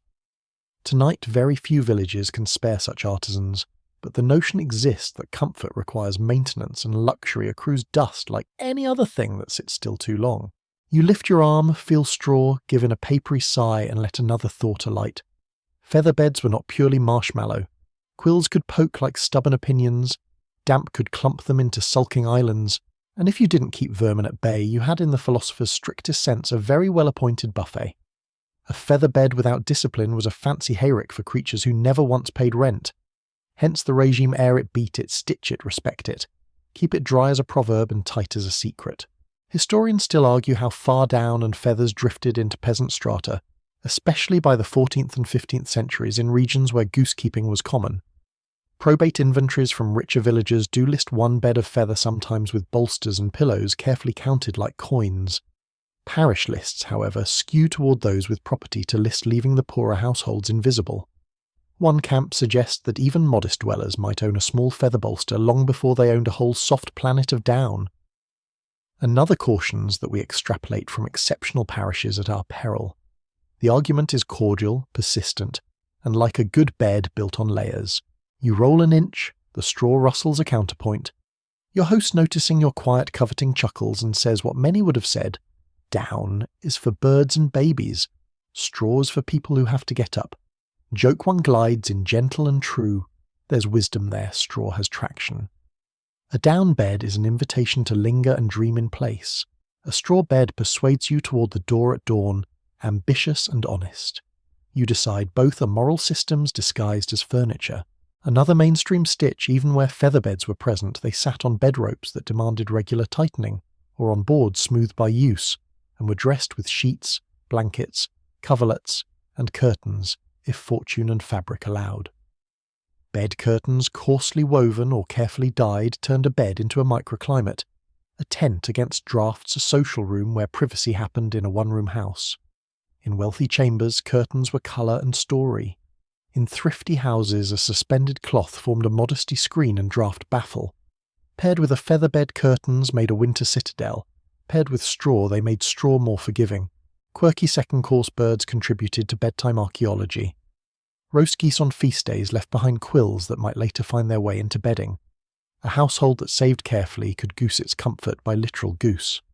There's a family somewhere that tells as folklore the tale of a grandmother who stitched a pillow from wedding feast feathers and called it the night she married sleep.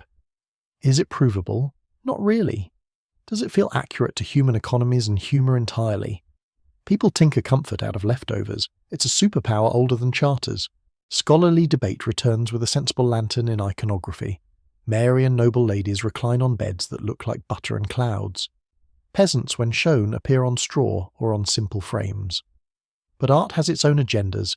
Symbolism, patronage, the narrative needs of saints.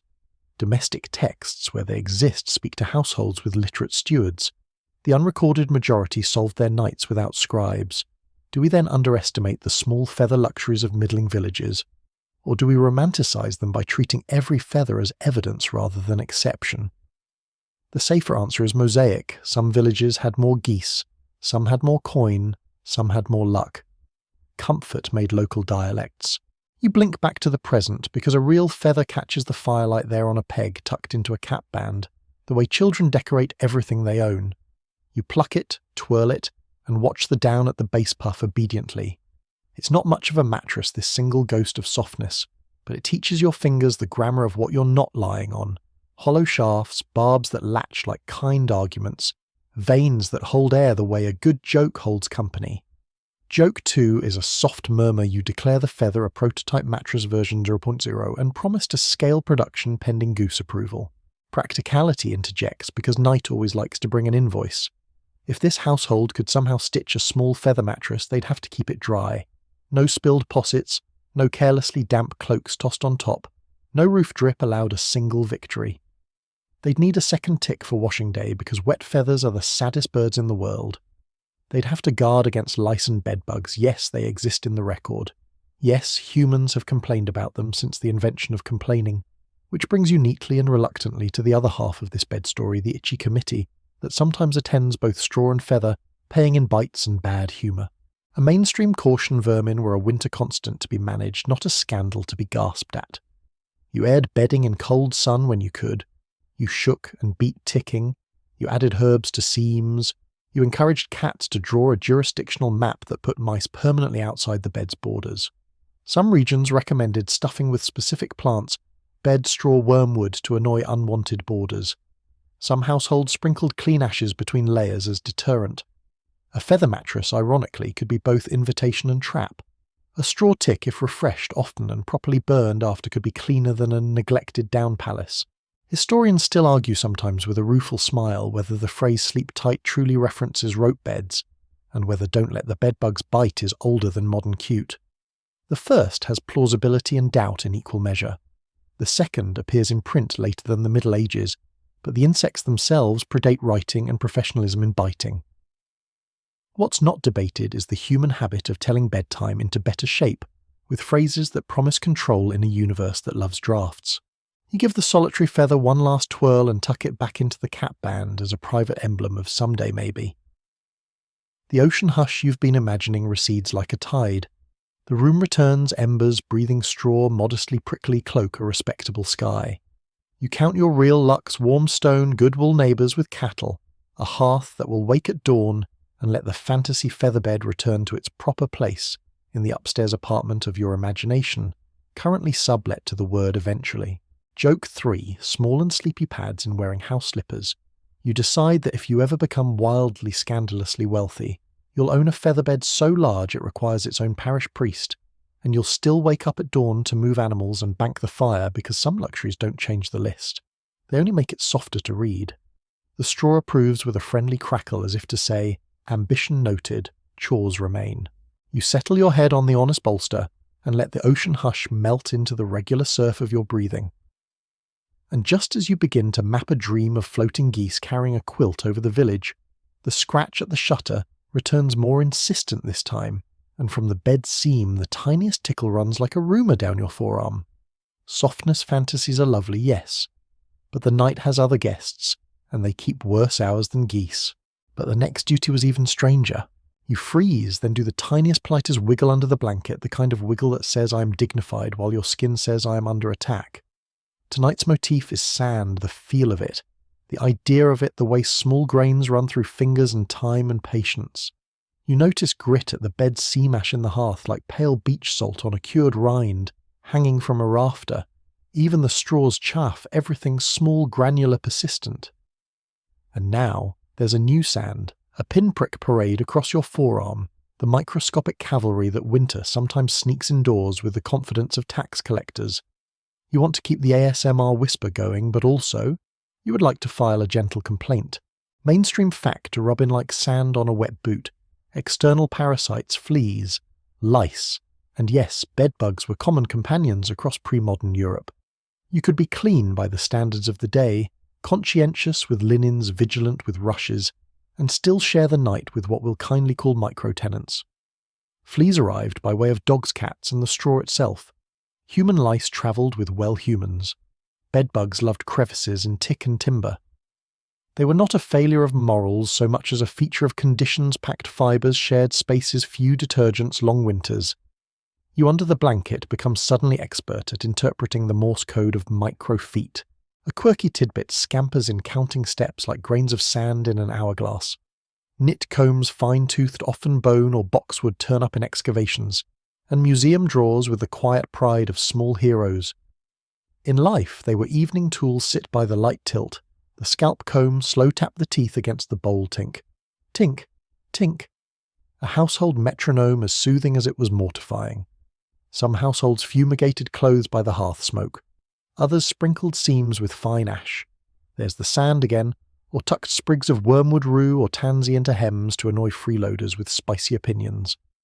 The family here keeps a tiny sack of dried lavender stitched into the bed seam. Whether it's science placebo or both, you breathe in summer and declare the experiment successful. Historians still argue the scale and timing of specific offenders. Bedbugs were known to the ancients. Roman writers name them, but scholars debate how widespread they were in medieval rural houses versus later urban heated wainscoted rooms where they thrive in cracks. Lice ubiquitous with knit combs as the receipts. Fleas, where animals and straw go fleas, file change of address forms. What the record can't give in neat numbers, it gives in tools and habits. Combs, wash days, ash tricks, and the plain advice to air it all when the sun cooperates. Your skin peer-reviewing the data votes for immediate compassionate intervention. You slide an arm out and without drama, like a court scribe handling a sealed letter, scratch once, twice, then stop before you escalate into interpretive dance. The cat opens one eye and offers no help being legally a supervisor. Joke one pads in on felt slippers, you whisper to the mattress that you appreciate the biodiversity initiative, but the grant is not renewed this quarter. The straw crackles a sound like dry sand sliding down a dune, and you imagine each rustle is a tiny eviction notice. Sand motif everywhere now, the hearth's fine ash warm like a desert at midnight, the floor sprinkled with clean sand or rush chaff to catch spills, the salt pinch your host keeps for curing glittering like ground starlight in a wooden trencher. Ash becomes tool and symbol, sift a little into seams dust the bed frame joins, and you make life less hospitable to certain visitors. You also make your elbows look like they just took a nap on the beach, which considering the temperature is frankly aspirational. Mainstream practicalities spool out with the patience of beads on a string. Linens when you own them are valued for their washability. A peasant might not have 3 spare shirts, but the one linen shift gets scrubbed in a tub with lye and beaten at the stream when the ice allows. Wool blankets are aired and smoked more than soaked. The straw tick is emptied, beaten, re-stuffed on a schedule that balances labour and dignity. Rushes on the floor get changed, not merely strewn forever into archaeological layers of regret. A myth sometimes clings like burrs. The better practice is rotation. Bugs hate sunlight and motion, so the household's winter routine becomes a choreography of shake, beat, sweep, air, repeat. You'll do your part tomorrow with a flail-light enthusiasm. Another quirky bead, some regions cut bedstraw galium verum for stuffing. Its name is not subtle, and its honey scent was thought to meddle in flea elections. A few recipes also recommend dusting seams with powdered hellebore or other fierce botanicals, which modern you politely declines because your lungs and ethics have filed an amicus brief. Lavender, mint and rosemary get the nod. They also mask the eau de January that clings to wool like a clingy cousin. Scholarly sandstorm resumes gently. Did medieval people bathe more or less than the stereotype public bathhouses existed in many towns until the later Middle Ages? River bathing and steam practices show up in sources. Household washing of bodies and textiles varied by climate status and theology. Plague panics and moral campaigns changed habits in certain centuries and regions. They never bathed is lazy. They all bathed constantly. Is wishful historians still argue where the truth drifts, but agree that linen laundering did a lot of hygiene's heavy lifting. You thank your shirt for its service, it accepts your gratitude and asks for a warm day in April. You sit up slow sand soft and the family reads your posture like a rubric. Without words, a small campaign begins. The straw tick is lifted and fluffed near the embers. 2 quick beats with a woven beater, thump thump, sound like distant drums from a sandy festival. Seams are checked for the enemy's tiny fortresses. Your host pinches a bit of cooled ash between finger and thumb and dusts the worst suspect folds, ghosting them grey. The motion is practiced a beach ritual built for January. The tick returns to place with a sigh.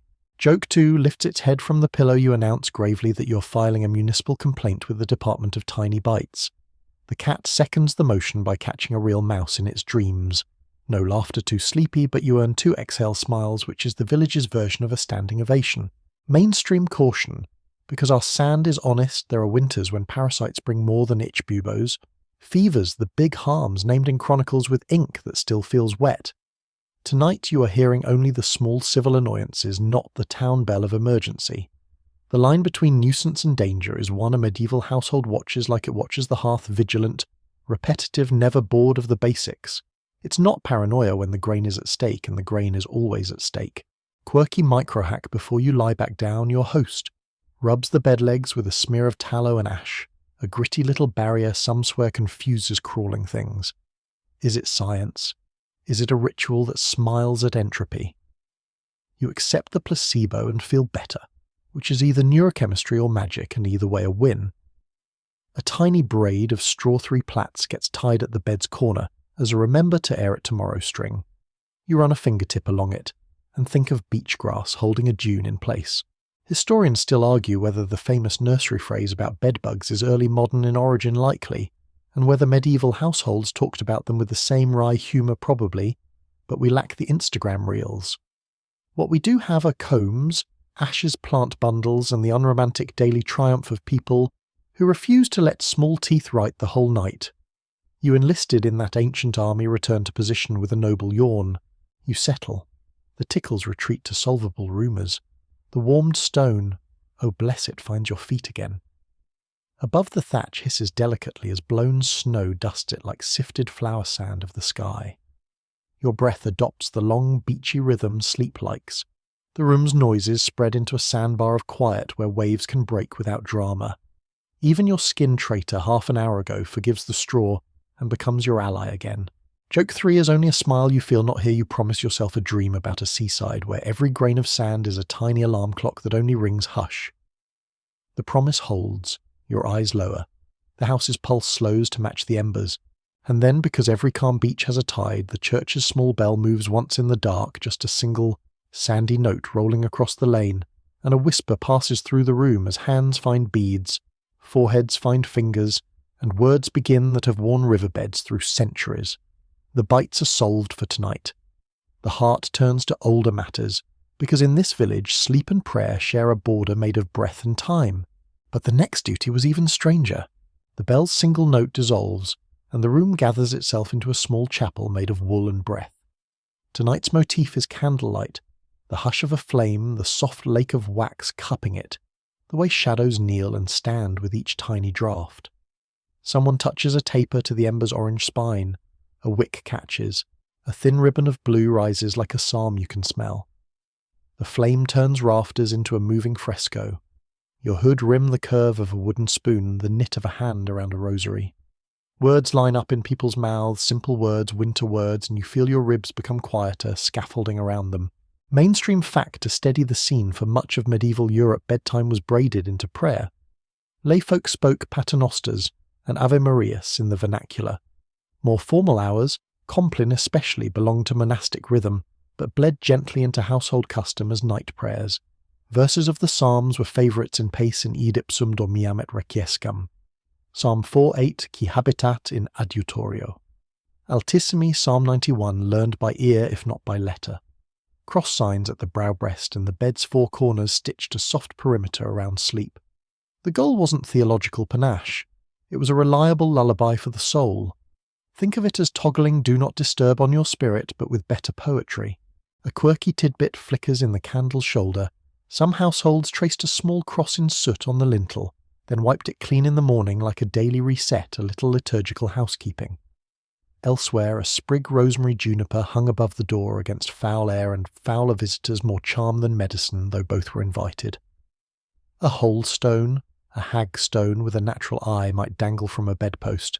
Not because an official manual says so, but because a grandmother did it, and nobody wanted to argue with either grandmothers or holes that look back at you. You murmur an amen, and pretend you aren't secretly grateful for every superstition that minds its manners. Historians still argue how evenly such practices spread across villages and centuries. Parish manuals tilt toward clergy ideals, miracle collections skew to drama. Household accounts mumble about candles, not creeds. Did every family say Compline, or did most just carve out a vernacular handful, Our Father? Hail Mary, a psalm fragment that fits in the mouth like bread. The safest answer is the most human people prayed with what they had. Memory beads habit, and they stitch those prayers to weather hunger and the baby's cough. The scholar in you files that underlived religion the part of belief that wears mittens. The rosary here is not glossy. It's a cord with knots, a wooden ladder for tired thumbs. Beads move, breaths follow. Your host's voice finds a slow lane, pater noster quies in calis, and others braid in their own threads of vernacular. When the flame bows, voices bow. When it steadies, they steady. The child at the edge of the straw is allowed to say the shortest line, Amen, and says it so seriously you want to knight them with a spoon. Joke one drifts in with a whisper you consider awarding tonight's most improved sleeper to the kid, but the cat lodges a formal protest from your shoulder. Mainstream detail hums behind the words, night prayers often included examination of the day's tally without legalese. Did you return the neighbour's rake? Did you keep the fire safe? Did you speak too sharply at the well? The ledger is small and domestic, the sort you can close without an audit but not without a nod. Forgiveness is a coat you put on before the blanket. Otherwise, drafts get ideas. Another quirky habit slides in wearing felt shoes people spoke to the weather as if it were clever. Peace to the wind, someone might murmur a baptism for the draft. Or they'd instruct the house, stay. It does. Or they'd appoint a saint to the watch Blaze for throats and winter coughs, Brigid for hearth and weave, Nicholas for travellers the Virgin, because she is the blanket of Europe in winter stories. In some regions, a simple poem guarded the bed early modern English later gives us Matthew, Mark, Luke and John, bless the bed that I lie on. But medieval analogues show up as short invocations pinned to linens or pricked into memory. Are these lines uniform across time? Not neatly. The manuscripts of the heart are regional editions. Scholarly debate warms its hands over the candle. How do we read charms that borrow church words? Are they folk magic, popular devotion, or simply unsupervised liturgy?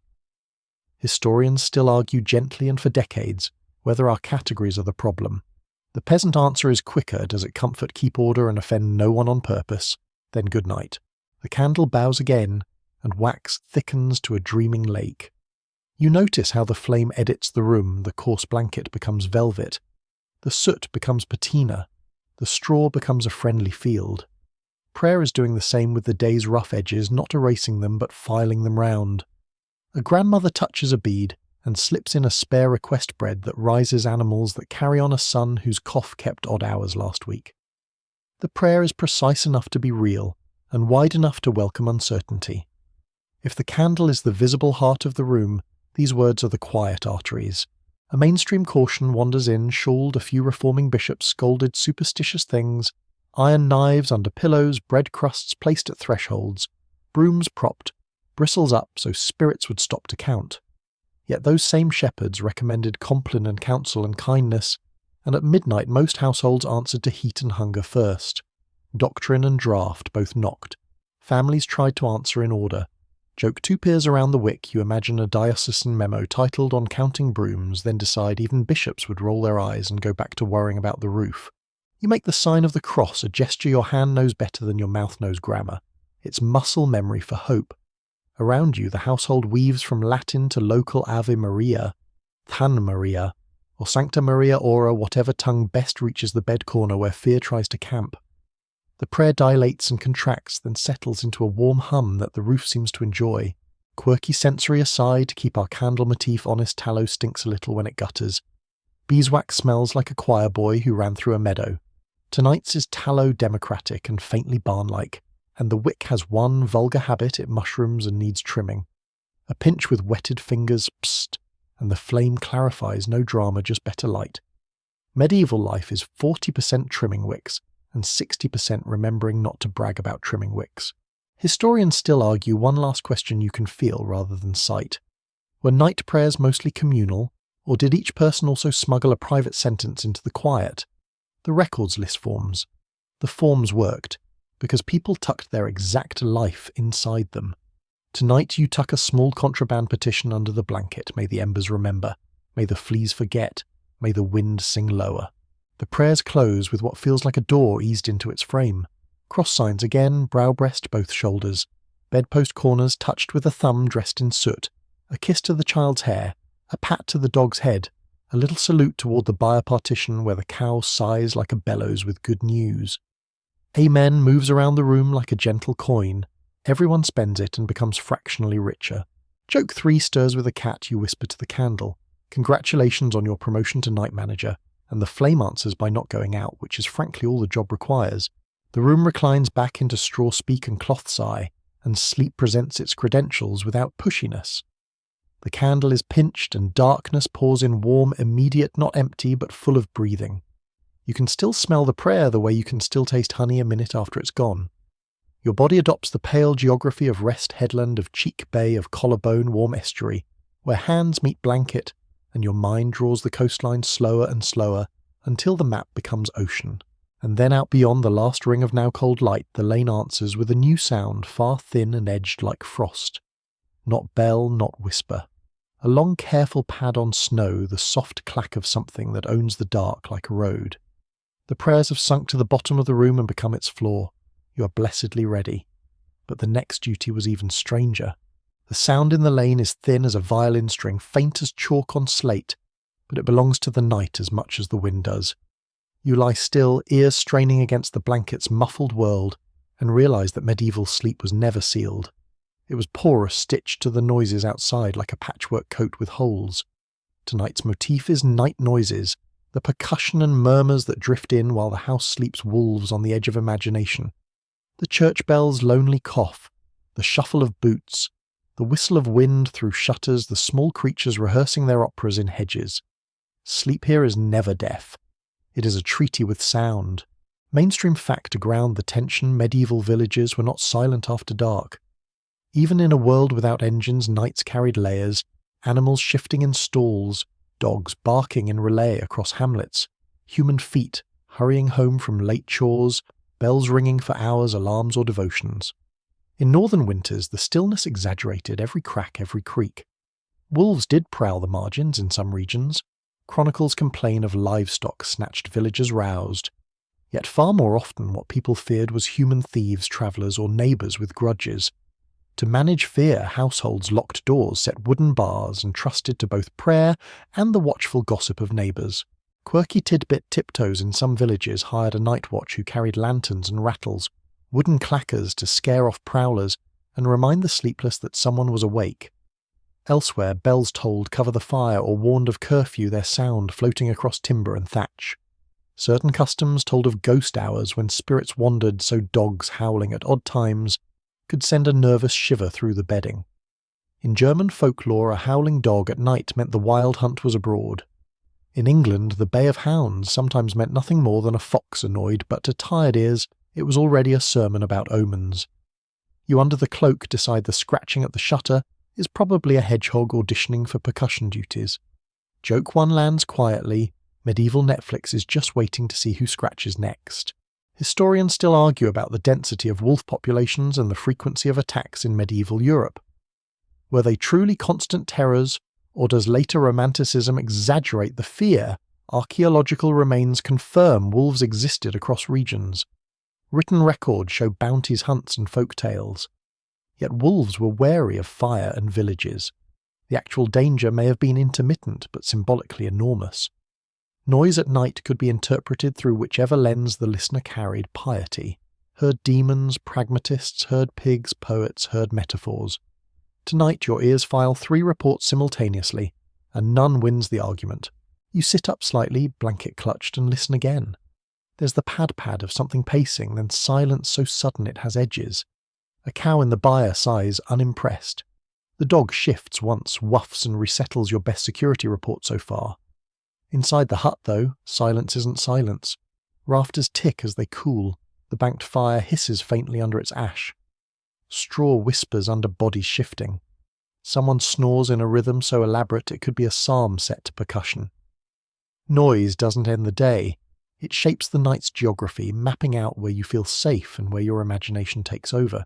Mainstream practicality shows itself. Peasants listened to noises with trained suspicion because houses were fragile.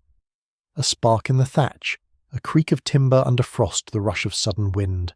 These weren't just ambience, they were alarms for survival. People learned to distinguish normal, the goat sneezing again, from not normal, a latch lifting. In a room where everyone heard everything, family members sometimes murmured reassurances half asleep. It's only the cow, it's the bell, it's the wind rituals of shared hearing that calmed the dark. Another quirky layer charms against night noises existed. A short verse could be whispered if the dog barked oddly. Peace to this house, peace to the hound. Some hung iron scissors open under pillows, believing metal cut bad dreams in half. Some households left breadcrumbs or milk outside for the wandering ones, a truce with whatever owned the dark noises. Did everyone do this? Certainly not. But enough did that traces survive in folklore, and you can see why better to share a crumb than to argue with silence. Scholarly debate strolls in with a lantern. Did people sleep deeply or lightly, always half alert? The two sleeps model suggests a wakeful interval when noises were noticed and managed. Diaries from later centuries mention getting up, stoking fires, checking barns. Skeptics argue that evidence is patchy and uneven. Not every household or season followed the same rhythm. What is clear is that segmented sleep or not medieval nights had listeners, and those listeners assigned meaning to every scratch, cluck and creak. Tonight you're one of them, your ears a committee scribbling in the margins. The scratching at the shutter stops, replaced by a flutter of wings, probably a bird dislodged from the thatch. The silence after is heavier, but the candle stub gives one last gasp of light and tells you it's time to let go. You close your eyes, but the soundtrack continues, faint crunch of snow under something small, the owl's velvet hoo, the church bell coughing once in its sleep. All of it gathers like sand in an hourglass, each noise a grain falling, marking time until dawn. Joke 2, muttered into the blanket. If this keeps up, I'll start charging admission to my night concert starring Owl Hedgehog and the world's loudest cousin. No one laughs, but the straw makes a sympathetic crackle, which is the medieval version of applause. Mainstream warning underscores the humidifier at night was feared because its noise came late too late. A roof beam crackling the wrong way could rouse a house into frantic action. Villagers kept buckets and hooks ready. Bells could summon neighbours at once. Every creak in the rafters therefore earned attention even when it was innocent. A roof beam cooling tonight makes a snap like a twig. Everyone exhales together. No alarm, just timber shrugging at frost. Another quirky aside before your eyes finally surrender, there are accounts of peasants telling stories about night noises as cautionary tales for children. Wolves at the edge, fairies who knock, thieves who whisper. But those tales had a side effect. When children grew, they were already trained to categorize the dark. Fear was education as much as folklore. Historians still argue whether this was discipline disguised as story, or story disguised as discipline. Either way, your ears now know the syllabus. You burrow into the straw again, warmed stone at your toes, cloak tight at your chin, cap low over ears. Outside, the noises retreat to the horizon of your attention, where they turn into waves on a very cold ocean. Inside, your body chooses to side with fatigue over imagination. You're learning the ancient art of selective hearing, the original noise-cancelling technology. Joke 3 slides in like a feather. Tomorrow I'll ask the rooster to crow quietly. Maybe he'll take requests. You grin into the blanket at your own absurdity, but the joke works. Your jaw unclenches, your breath slows your ears, stop voting on every sound. And just as you drift toward first sleep, a new layer of noise slips under the door. Not animal, not thief, not ghost. A stir from within the house itself, someone rising with practiced feet, padding toward the hearth, moving embers with deliberate patience. Because in this village, nights aren't silent pauses. They are shifts, rotations, intervals. You've only finished your listening duty. The next duty waits. But the next duty was even stranger. You open one eyelid's heavy and see the familiar silhouette bending toward the hearth, someone appointed by custom, not by choice. Night watch isn't a soldier's post here. It's the midnight duty, the turn with the fire. Tonight's motif is chores, the small, relentless tasks that won't let winter sleep all the way through. Every household had them parcelled like inheritance. Who stirs the embers, who checks the buyer, who adds wood, who keeps water unfrozen. Your bed was straw, your blanket wool, your pillow, maybe a rolled cloak. But your alarm clock was responsibility. Mainstream fact anchors the scene winter nights were long, and fires, unless carefully banked, rarely lasted intact until dawn. Someone often rotating among family members rose to poke embers, add a stick, adjust the ash cover, or rescue the flame before it died. Water had to be checked to keep it from sealing itself under ice. Animals needed turning, or the restless pig might chew ropes.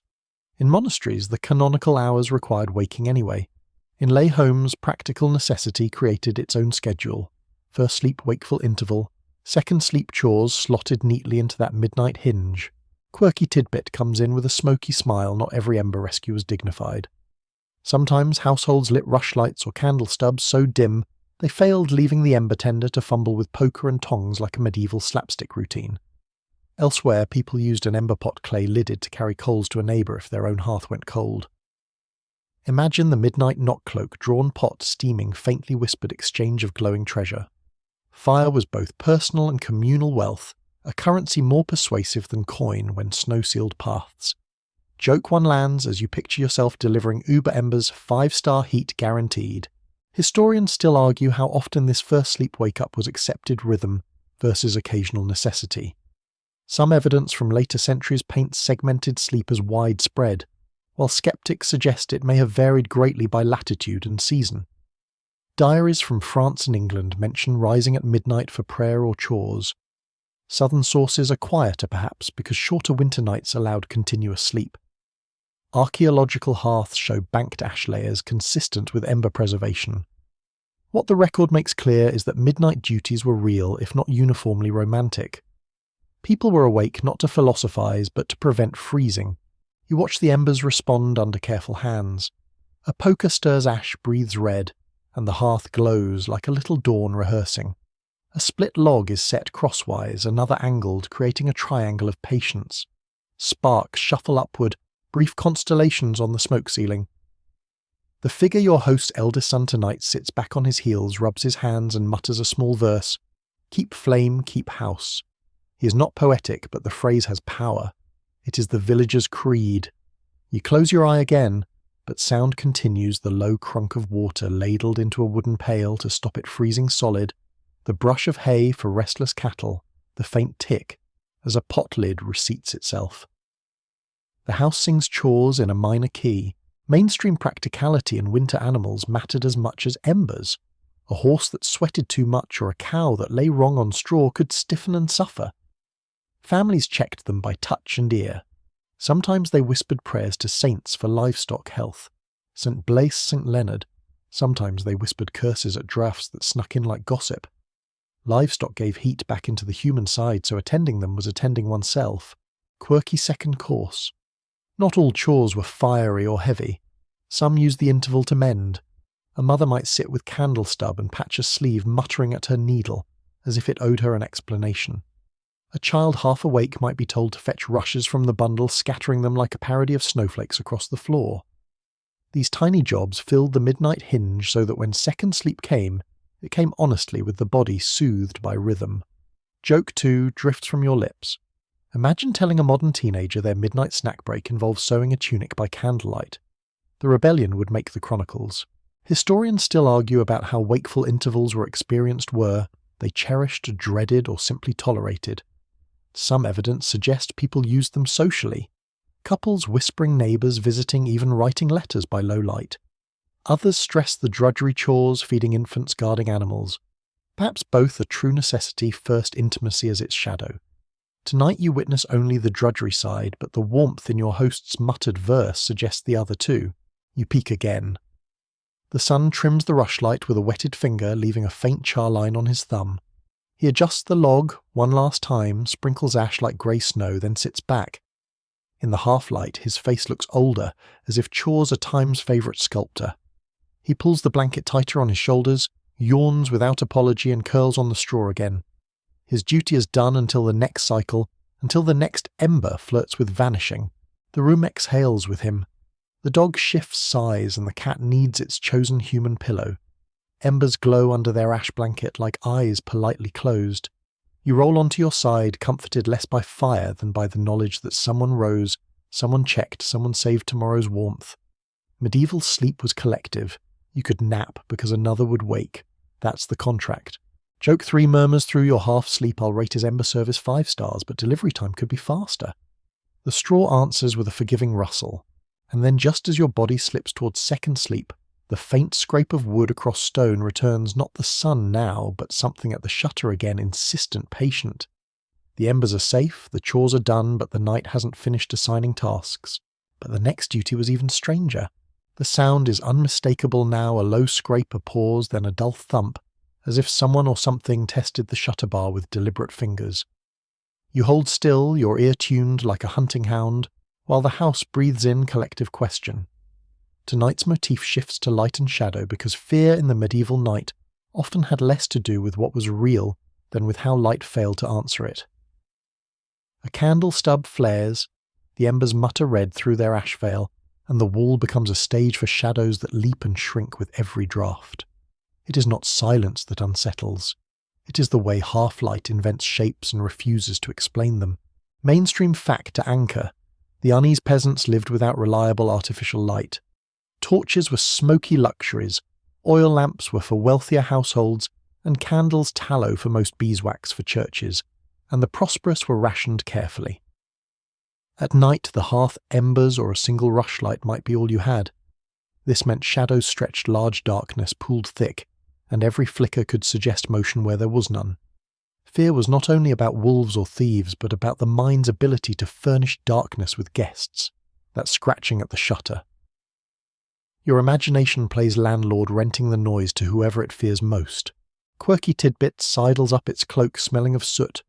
Rushlight's rush pith dipped in animal fat were cheap but unreliable. They sputtered, smoked, and needed trimming, often casting more of a sulky glow than a beam. Households joked about them as the poor man's moon. Some burned for only 15 minutes at a stretch, which meant you either replaced them constantly or accepted that most of the night would belong to shadow. A family might set one near the hearth when rising for chores, but rarely could they afford to let one gutter all night. Joke one pads in quietly. Imagine paying a monthly subscription for light that only works if you keep feeding it butter. Historians still argue how dark the medieval night truly was for peasants. Did the moon and stars provide more visibility than we assume given no modern light pollution? Or were cloudy nights utterly opaque villages submerged in a darkness we can barely imagine? Written accounts vary. Some describe bright starry travel. Others warn that without torches you could lose your way 5 feet from the lane. Archaeology offers only fragments, candle stubs in pits, lamp shards, soot traces. What's consistent is the testimony of fair night was when law-thinned certainty faltered and the human mind painted frescoes in shadow. You watch the embers wink like a cluster of tiny suspicious eyes. A shadow leaps high against the partition wall, only the sun shifting in straw, but your heart registers wolf. Another shadow creeps low, just the dog curling tighter, but your heart insists thief. The flame teaches the brain its own theatre. Children grew up with this.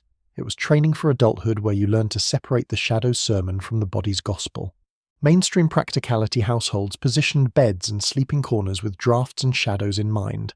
Sleeping near the fire meant warmth, but also glare. Sleeping near the wall meant quiet, but also proximity to outside noises. Curtains, coarse cloth hung on a cord, were used by those who could manage them to corral both light and shadow, forming a cocoon of control. Tonight your blanket corner is pulled high over the face, the peasant's curtain substitute. Quirky second-course folk wisdom whispered that leaving a candle burning too long invited wandering spirits who mistook the flame for welcome. Others said if you blew a flame out abruptly you risked offending the saint of fire. The compromise, pinching with wetted fingers, or smothering gently with a cup. Children, of course, turned these rules into dares. If a flame guttered oddly, you might murmur a quick cross sign and pretend you didn't notice. Superstition or safety? Historians still argue which category we're meant to file it under. You decide categories don't matter when the dark already has your full attention. The scratching at the shutter comes again, closer, louder. The family stirs. Your host sits up, strikes flint and steel, and briefly the hut blossoms with a flash one bright white kiss, of spark that blinds you to both shadow and fear. Then the tinder catches a wick flares, and for 30 seconds the room is democracy. Everyone sees the same thing. No tricks, no theatre. The shutter is intact. The noise recedes, likely a branch, maybe a stray dog, perhaps nothing at all but timber shifting. Joke 2 shuffles in. Congratulations, you've been spooked by one of Europe's most dangerous enemies, a tree. Still fear lingers even after light clarifies. That's the nature of shadow. The candle burns lower wax, pooling like a tired soldier, and the family debates softly whether to check outside. Consensus wins: not tonight, not in this weather. The bar holds, the bed holds. Shadows resume their sermons. Scholarly aside, medieval law codes mention night thieves and chronicles record raids, but how common were they in ordinary villages? Opinions diverge. The very fact that windows were tiny and barred doors, thick and pegged shutters, latched, suggests anxiety. Yet neighbours lived so close that stealth was risky. Perhaps fear of night attack was partly real, partly cultural narrative reinforced by sermons equating dark with sin. Historians still argue, but the balance of evidence suggests threats existed, but not nightly. Still, every scratch earned suspicion because the cost of being wrong was ruin. The candle stub expires snuffed carefully, and darkness pours back in like water reclaiming a beach. This time, though, your body doesn't clench. It sighs. The ember glow is enough.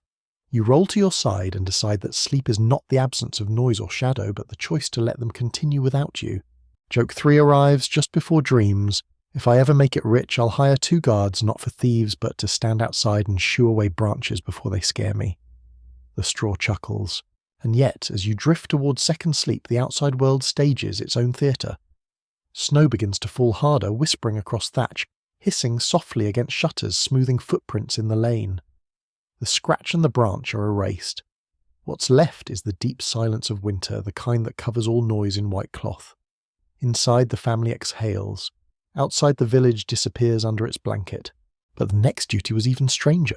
The silence after snow begins is different from ordinary quiet. It is padded, weighty, like someone has thrown a vast quilt across the entire village. You lie still beneath your wool layers, listening to the hush thicken. Tonight's motif is wax and time, because the only thing holding this midnight together is the tiny clock of a candle, guttering low and measuring minutes in melting. You realise that in a medieval night-time wasn't a row of glowing digits, or a neat sweep of hands, but flame fuel and patience. Mainstream fact peasants counted hours by candle lengths. A tallow candle might last an hour or 2, beeswax a bit longer and far sweeter on the nose. Richer households carved marks into their tall wax tapers. As the wick burned to each notch, they knew a portion of the night had passed. In poorer homes, it was vaguer: this stub for prayers, this stub for chores, this stub for when the baby cries again. Rushlights, even less reliable, forced families to live in 15-minute increments of illumination. When dawn could be 12 hours away, light became a ration you budgeted like bread. Quirky tidbit slides in with a sticky grin. Some towns and manors actually used candle clocks, fat tapers with nails set at intervals. As the wax melted, a nail dropped with a clink onto the tray below, ringing time like a very lazy bell. It was precise enough for stories, if not astronomy. Elsewhere, monasteries marked hours with water clocks or sand glasses, but villages managed with wax shadow and guesswork. Tonight, your host's family has only a single stub left, jammed into a clay holder. Its flame trembles each time the wind exhales through the shutter crack, and you find yourself watching it with a gambler's attention. Joke 1 surfaces. This is the original Netflix watching a candle burn down, waiting to see how the episode ends. Historians still argue how accurate these candle clocks really were. Monastic writers praise them, but critics note variations in wick thickness, drafts, and fat quality could change everything. A tall candle might eat itself too fast in a smoky room, or sputter into half-life when a wick drowned in its own wax lake. But accuracy wasn't the point. It was about order, about giving night a skeleton so humans didn't float entirely in the dark sea. Better an imperfect measure than none. The candle here burns bravely, small wax tears sliding down its side and hardening like frozen rivers. Each drop is a second you can almost hear. Shadows rise tall and then shrink as the stub dwindles. On the wall, the silhouette of the spoon becomes a giant tree, then a twig, then vanishes altogether. The family doesn't waste the light, they speak quietly, fix a torn hem shift, a pot so it doesn't crack from the cold. Every motion is chosen as if light is currency, which it is. Mainstream practicality candles were dear. Beeswax cost dearly, reserved for churches and elites. Peasants relied mostly on tallow-rendered fat from cattle or sheep. It smoked, smelled like its donor animal, and could spit if the fat wasn't clean. Families poured their own in moulds or dipped wicks repeatedly until a taper thickened. Candle-making was chore and economy. Some villages regulated how many could be sold. Some households made their own illicit extras. In winter, a stub was not waste. It was a life insurance policy against fumbling in total dark. Quirky second course, some believed a guttering flame could predict omens. If it bent low without draught, a spirit was near. If it flared suddenly, a visitor was coming. If it died before the stub finished, bad luck lay ahead. Children whispered these stories with relish, and adults pretended not to listen while secretly noting each flicker. Tonight your candle does all 3 in 30 seconds, and you decide it's simply tired of being a clock and a prophet simultaneously. Joke 2 stirs.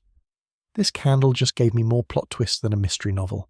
Scholarly debate leans over your shoulder. How much did candles actually regulate domestic timekeeping versus natural rhythms of sleep and chores?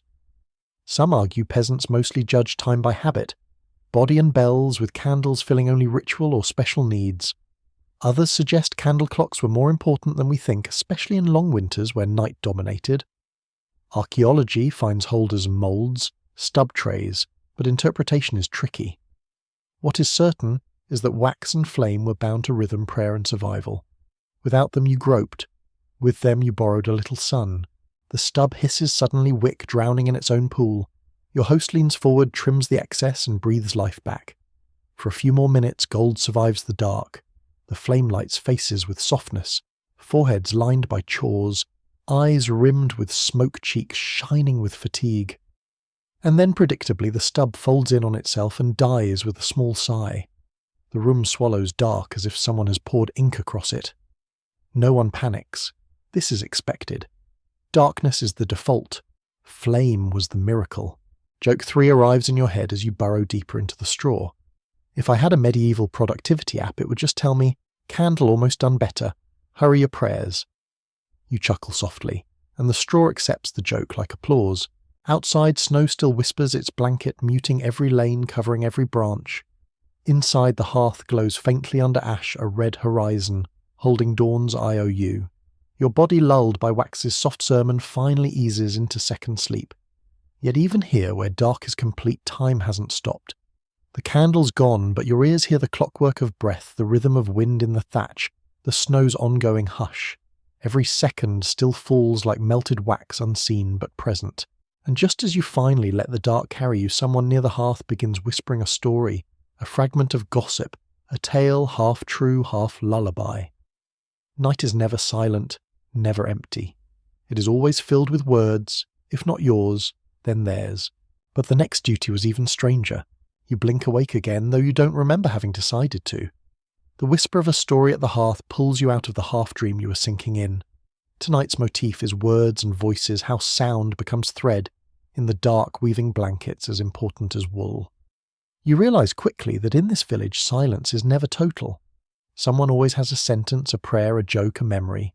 It's how people survived nights that could stretch like rope with no knot in sight.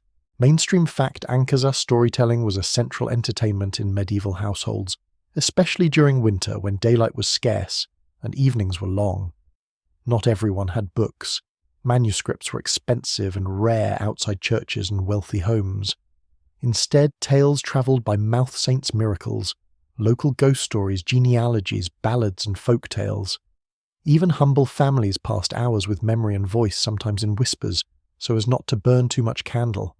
Stories filled the void left by dark, and repetition was their lifeline, reciting what had been heard 100 times, so the words became as steady as prayer. Quirky tidbit perches on the hearth stool, some stories doubled as lullabies. Mothers and grandmothers wrapped children in both blanket and tale, telling of wandering saints who outwitted devils or animals that spoke wisdom in riddles. In some villages, winter tales had specific seasons, certain folk tales forbidden in summer lest spirits overhear. Other stories were more practical, teaching through allegory, which herbs to trust, which paths to avoid. Even jokes were smuggled into the oral treasury because laughter made the straw warmer. Joke one comes easily, you imagine some forgotten storyteller calling their work Netflix for candles. Historians still argue how faithful these tales were across centuries. Did peasants hear the same versions as noble halls, or were the humble variants always reshaped by local flavour? Manuscripts preserve elite retellings. Folk versions shift, mutate, vanish. Scholars of folklore in later centuries collected echoes of medieval oral stories and tried to stitch them backward into the Middle Ages. What's clear is that voices were constant, their shapes local. A knight's tale might enter a cottage as parody, a saint's miracle might leave the hearth as moral. Accuracy was secondary to comfort. You shift half listening, half dreaming. The story tonight is a hybrid, a scrap of biblical miracle, a scrap of local gossip, a cow that speaks like a monk, and a neighbour's real mishap folded into legend. The teller's voice is soft, meant less to inform than to soothe. A child almost asleep insists on adding a line about a rooster who demands a crown. The family chuckles, gently indulging. The tale grows like ivy, each person twines a new sprig, and no one minds the illogic. The purpose isn't sense, it's rhythm. Mainstream practicality stories often pass down agricultural knowledge hidden in parable. A story about a fox who stole from a careless farmer might actually be a reminder to check chicken coops. A tale of a saint blessing a field in January might encode planting times. Oral tradition was a practical ledger disguised as fantasy. By retelling them in the quiet hours families rehearsed survival, quirky second-course riddles played a large role in these nighttime sessions. What has no mouth but speaks, what runs but never tires. Such puzzles taught children wit and memory, entertained adults, and filled minutes of darkness. Some riddles survive in Old English or Norse verse, their play echoing across centuries. You imagine this household laughing softly when a child answers wrong on purpose just to see the adults pretend outrage. Joke, too, fits naturally. What scratches at the shutter frightens the dog and turns out to be snow answer tonight. Scholarly debate flickers with the flame-did storytelling nights strengthen community identity, or were they just boredom's balm? Some argue oral traditions were vital, teaching morality, encoding local law, reinforcing kinship. Others emphasize the entertainment aspect, cautioning against romanticizing. The truth may be both. Stories soothe, but they also build scaffolding for memory. They are furniture for the mind, as essential as the straw is for the body. The tale at the hearth slows, the child's eyes droop, the elder's voice becomes a chant. The last words slide into sleep like the final wax drip of a candle. Silence for once is real, and you realize the oral habit is a second fire. The hearth warms. The body stories warm the night. Without either, the house would feel naked. Joke 3 whispered into the dark as you drift. If tomorrow I remember the rooster's crown better than the prayers don't tell the priest. The straw chuckles in its dry language. And then outside the wind rises again, not the gentle hush of snow, but the sharper voice of weather turning. Rafters creak. The latch shudders. You hear the thatch groan like an old back under a heavy load. The story is finished, but the night has its own narrative to tell. But the next duty was even stranger. The rafters groan like tired monks. The shutter bar rattles and a draught pushes through the cracks sharp enough to bite. You pull the blanket higher, but the cold insists on being a guest. Tonight's motif is odd, cures and contraptions, the small arsenal peasants deployed against sleeplessness and frost. It's not just about layering wool or banking embers. It's about every little hack charm and contraption that turned unbearable cold into survivable night. You discover quickly that medieval sleep wasn't only about beds and blankets. It was a laboratory of improvisation. Mainstream fact-heating stones was one of the simplest and most widespread tricks. Smooth river rocks or bricks were warmed by the hearth, then wrapped in cloth, or tucked into wooden bed-warmers pans or boxes that could be slipped under the covers. The warmth radiated, slowly buying comfort for toes or bellies. In Northern Europe, these tricks were sometimes refined into copper pans with long handles. Portable little suns, but ordinary households did it with what they had stone fire cloth. The trick wasn't invention. It was discipline, remembering to place the stone near not on skin. You wriggle your toes against tonight's modest rock, sighing with gratitude at its steady heartbeat. Quirky Tidbit pokes its nose in herbs were allies. Sachets of dried lavender chamomile or hops were stitched into pillows, or tucked near the bed, believed to calm nerves and deter pests. Some swore by drinking a warm draught of posset milk curdled with ale, or wine spiced with nutmeg if you could afford it as a soporific. Others rubbed feet with goose fat, convinced it sealed in warmth. A few even laid slices of hot onion against soles or chest, claiming it eased chills. Whether science, placebo, or pure ritual, each cure carried faith. You imagine tonight's version a mug of small beer mixed with warm milk and honey, a medieval nightcap thick enough to blur edges. Joke 1 slips in medieval wellness influences would have thrived, top 5 goose fat hacks for a better night's sleep. Historians still argue about the border between medicine and folklore in these practices. Were hot pillows genuinely effective? Modern science says yes. Mildly soporific? Or were they charms dressed as remedies? Did heated stones prolong health, or simply provide comfort until morning records often blur categories? Physicians wrote in Latin prescribing diet regimen humours. Villagers acted in vernacular, mixing herbs, heat and habit. What's clear is that every household had its repertoire of cures refined by generations of winter. Mainstream practicality beds themselves sometimes held tricks. Straw ticks were refreshed with plants thought to repel fleas, bedstraw ferns wormwood. Some mixed ash into seams. In wealthier homes, mattresses might be layered straw-base feather tick above wool coverlet linen sheet. Curtains closed around the bed to trap warmth. Even humble families hung cloths to block drafts, turning the sleeping corner into a little fortress. Tonight, your cloak drawn over your head becomes a poor man's canopy, and the dog at your side is a heating system with legs. Quirky second-course charms against insomnia circulated as well. Crosses stitched in red thread at the pillow verses muttered thrice before lying down. Breadcrumbs left on the sill so wandering dreams would eat outside instead of inside. Some recommended reciting the genealogy of Christ backwards until sleep came less because of magic, more because nothing is sleepier than very long lists. Others swore by setting a broom across the doorway, believing spirits would stop to count straws until morning. You chuckle at the thought. Joke 2. If I had to count every straw in this mattress, I'd be asleep by the third handful. Scholarly debate circles back with these charms, superstitions to be scolded or community psychology at work. Ecclesiastical records preserve plenty of sermons against vain customs, yet tolerated many as harmless. Archaeology rarely preserves herb sachets, but inventories list bed herbs, occasionally suggesting practice was common enough to be recognised. Historians argue whether to call them folk medicine, popular religion, or simply night habits. Your body votes to call them useful and move on. The family around you employs its own blend tonight. Grandmother sets a little bundle of dried rosemary near the hearth, muttering that it sweetens the air. The youngest child is given a sip of warm milk, thickened with bread, simple filling sedative. Your host tucks a heated brick wrapped in cloth near the cow's stall to keep her joints from stiffening.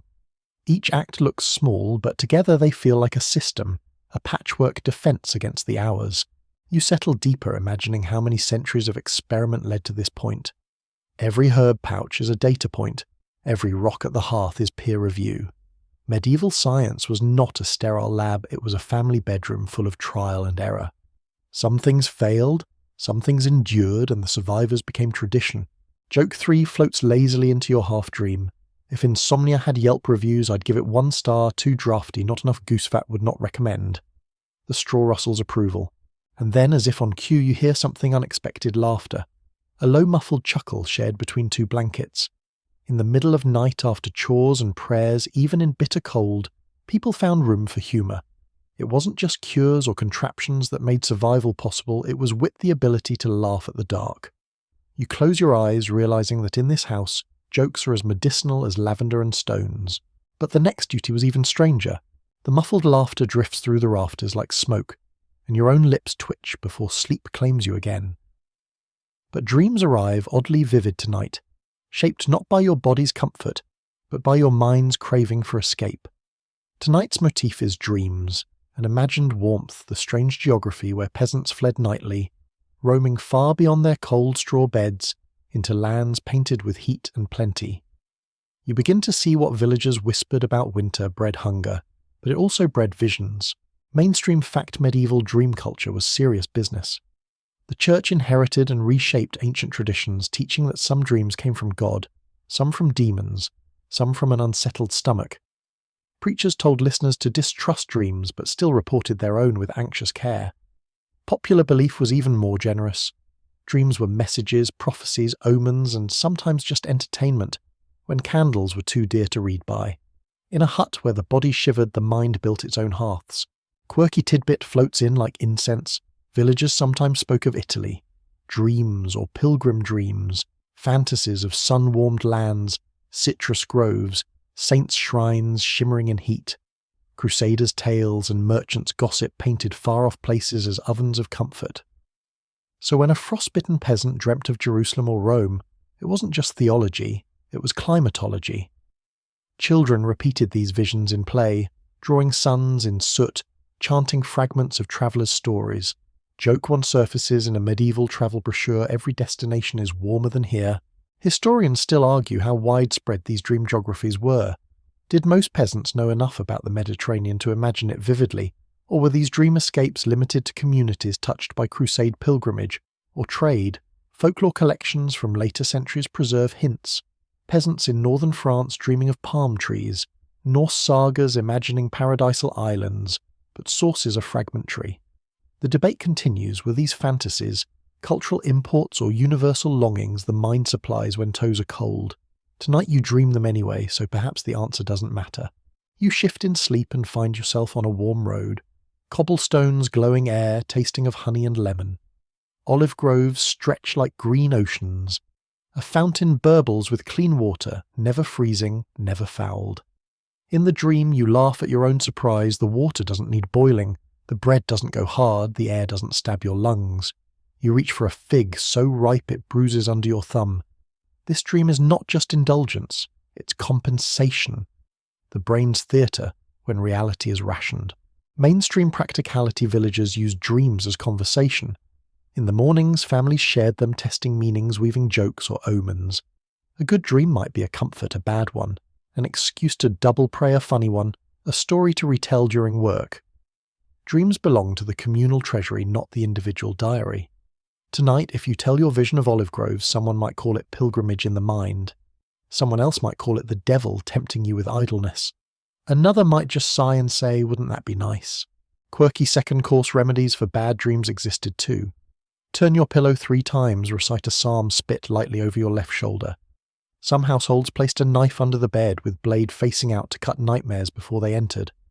Others tucked a bit of bread at the sill to bribe wandering spirits. Even charms stitched into cap hems, 3 red stitches, a cross sewn in wool, were considered shields against night terrors. Joke 2 surfaces. If my dreams tonight need cutting, please use the butter knife, I'd like them trimmed gently. Scholarly debate hums softly. Were dream cures seen as superstition by clergy, or tolerated as harmless texts warn against divination, but equally recognized dreams of saints as valid visions?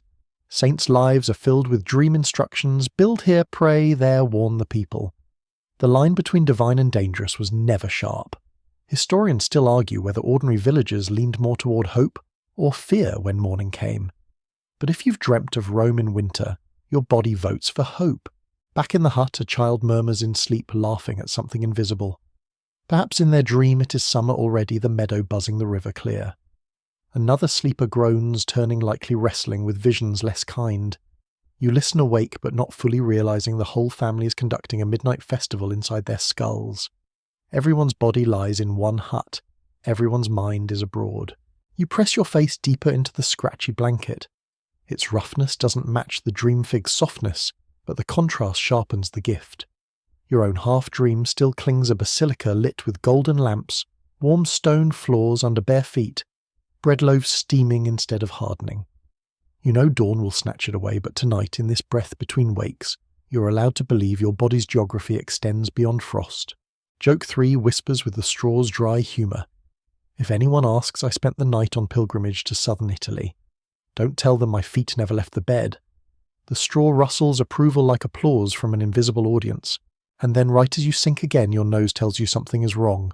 Not dream, not imagination, but a sharp tang riding the air. Not rosemary, not straw, not tallow. Smoke thinner and meaner than ember, smoke curling from somewhere it shouldn't. Dreams vanish. The hut holds its breath. The next duty isn't fantasy, it's survival. But the next duty was even stranger.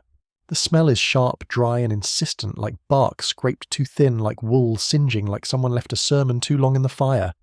You sit up the blanket, sliding ears wide as mill wheels.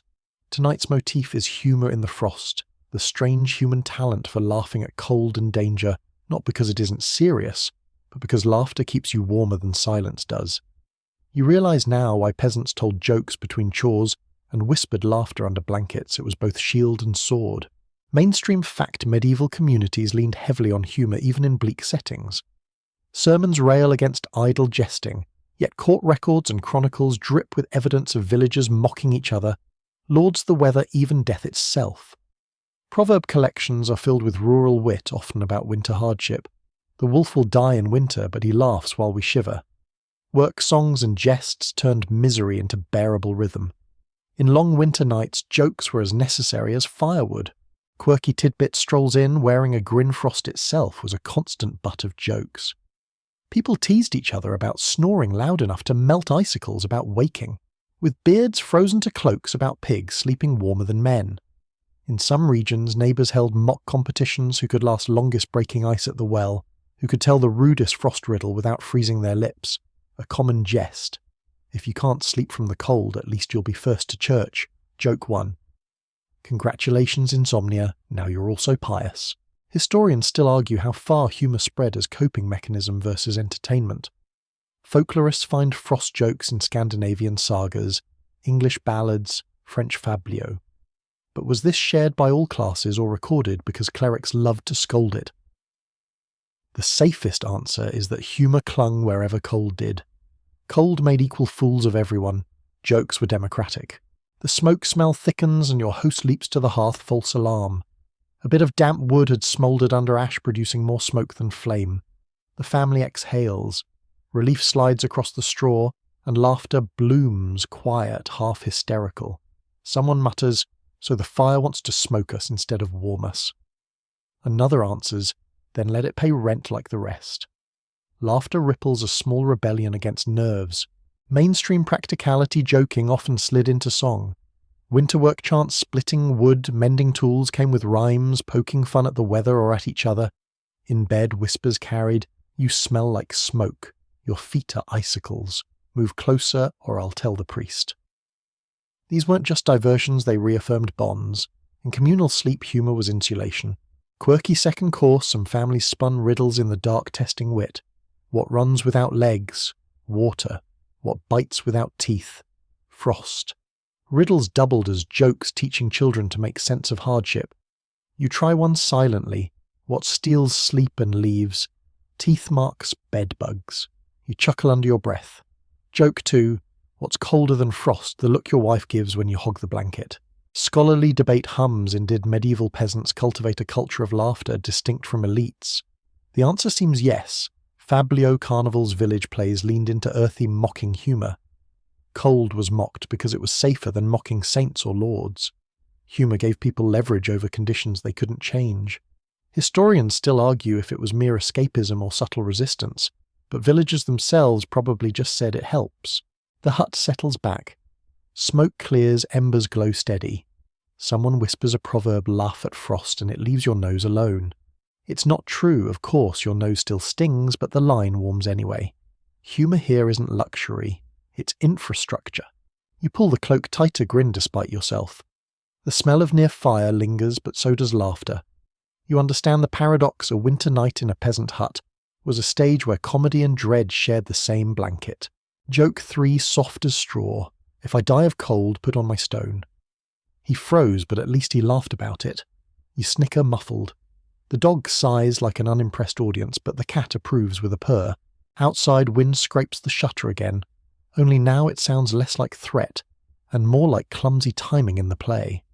Inside, laughter has rehearsed your body back towards sleep. Your eyelids sag.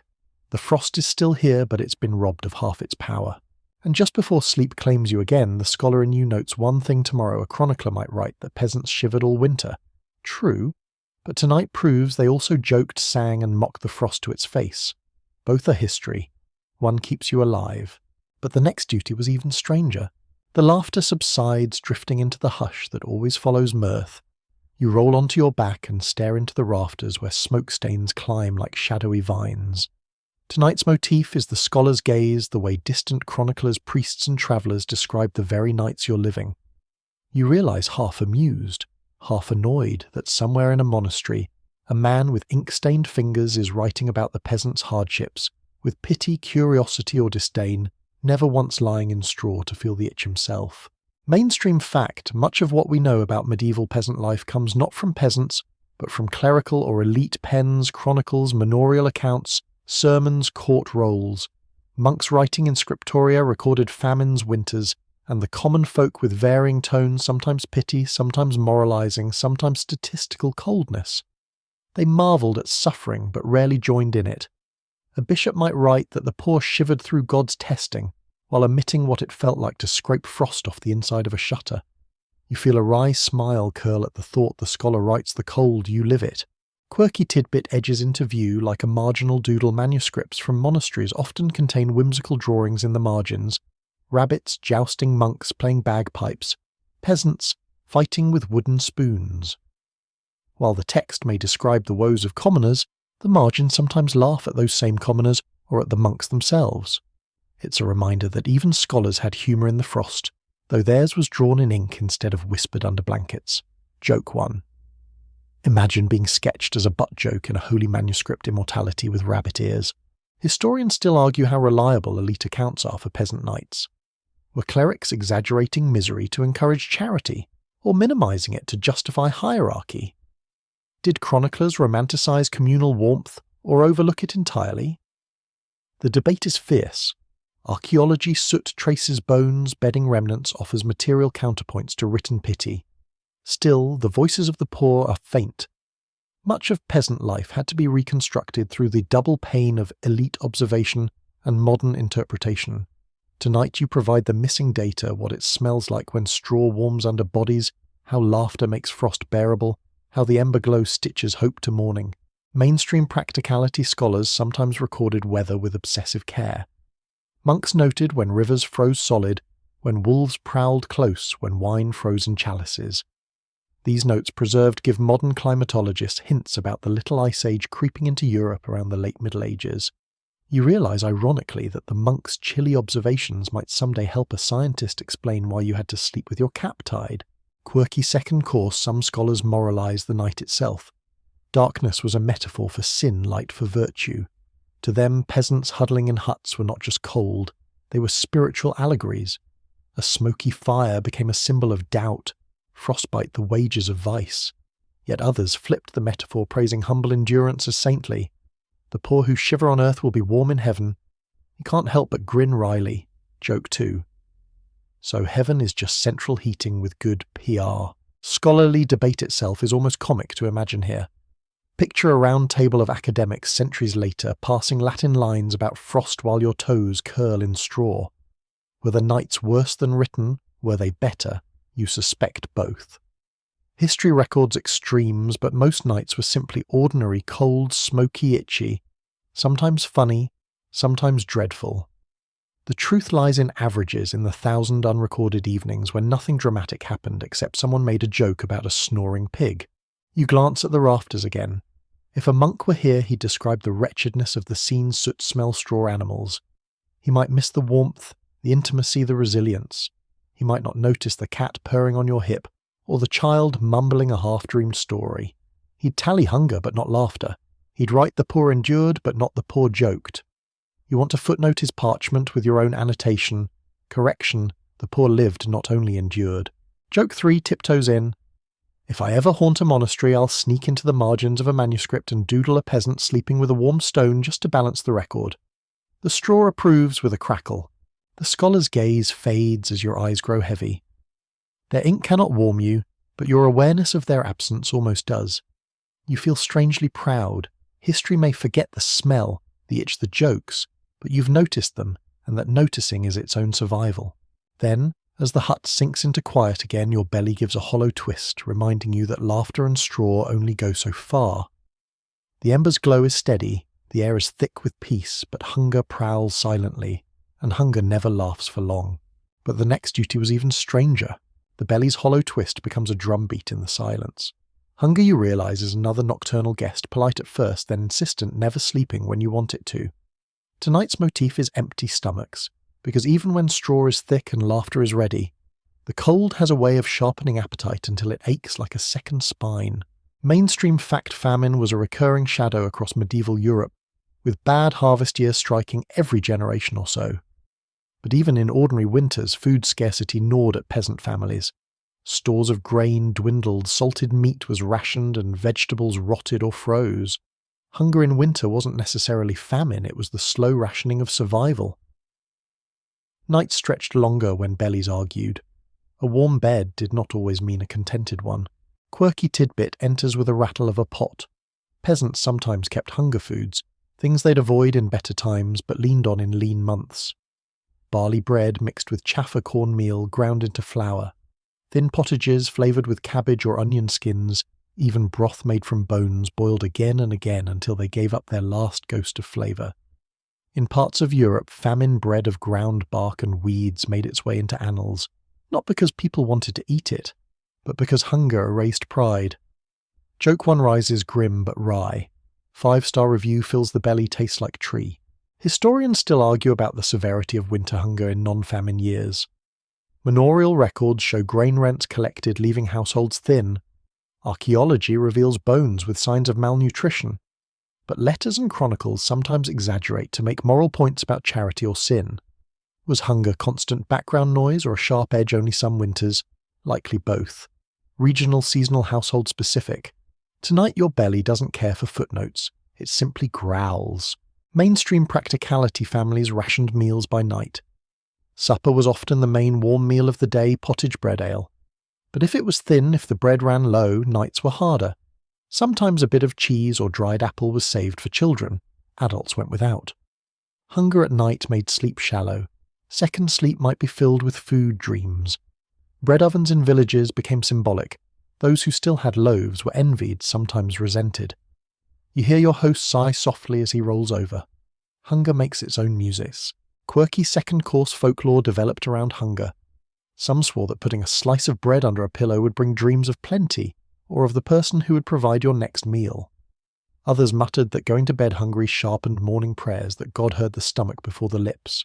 A few villagers told tales of saints who provided miraculous loaves in the night baskets, refilled while families slept. Faith soothed hunger as much as herbs soothed fleas. Joke 2 whispered into the straw, "If saints are taking requests, I'll have mine buttered." Scholarly debate peers over your shoulder were hunger-driven thefts and raids common in Winter Court Rolls record some. But is that because they were frequent or because they were dramatic enough to write down? Did communal solidarity neighbours sharing buffer hunger more often than we realise? Historians split hairs. But one thing is certain, empty stomachs shaped the rhythm of village life. Hunger dictated who could work, who could sleep, who could laugh. You press your hand to your own belly, willing it to hush. Around you, others murmur in sleep one groan, one small sob from a child. The cat stirs, then curls tighter, its hunger easier to satisfy with mice than with bread. Outside, the snow falls steady as if mocking plenty in the sky, nothing in the pot. Joke 3 comes to your lips, half defiance, half despair. If I dream of a feast tonight, I'll charge admission at dawn. The straw makes its dry, amused rustle. Even hunger can't take away your ability to joke. You roll to your side, blanket-tight stomach grumbling like distant thunder. And just as your eyes droop, a new thought arrives. What if hunger wasn't the worst? What if worse than hunger was the knowledge that spring's harvest might not come soon enough, that the winter could still deepen? You close your eyes, holding on to laughter as tightly as the blanket. But the next duty was even stranger. Your stomach groans one last protest before fatigue drags it into silence. Yet as the hut sinks into a drowsy lull, a new chorus begins, bodies shifting limbs, brushing the straw's dry orchestra, rehearsing in creaks and rustles. Tonight's motif is crowded sleep, the choreography of many bodies in one small space, sharing warmth air and the odd elbow to the ribs. If hunger was solitary, crowded sleep was communal, every turn and sigh negotiated like a treaty. Mainstream fact, most medieval peasant families did not enjoy private rooms or even private beds. A single-room house often meant everyone slept in the same chamber, sometimes on one large straw mattress, sometimes on multiple smaller piles. Parents, children, sometimes grandparents, and occasionally a servant or boarder all lay in close proximity. Communal sleep was practical warmth, pulled more efficiently when bodies shared it, but it also meant boundaries were porous. Snoring, murmuring teeth, grinding, even dream-talking became public property. Quirky tidbit nudges its way in like a child wriggling under a blanket. Bundling was practiced in some regions, especially among the young, and often in contexts of courtship, where a board or separate covering divided two sleepers in the same bed. But in family huts, the only separation was usually by age or necessity. Parents together, small children between for warmth, older children, or guests on the outside. Dogs curled at the foot, cats wherever they pleased, sometimes even chickens or piglets tucked nearby in desperate cold. Tonight the dog's back presses against your calf like a hot stone with a tail.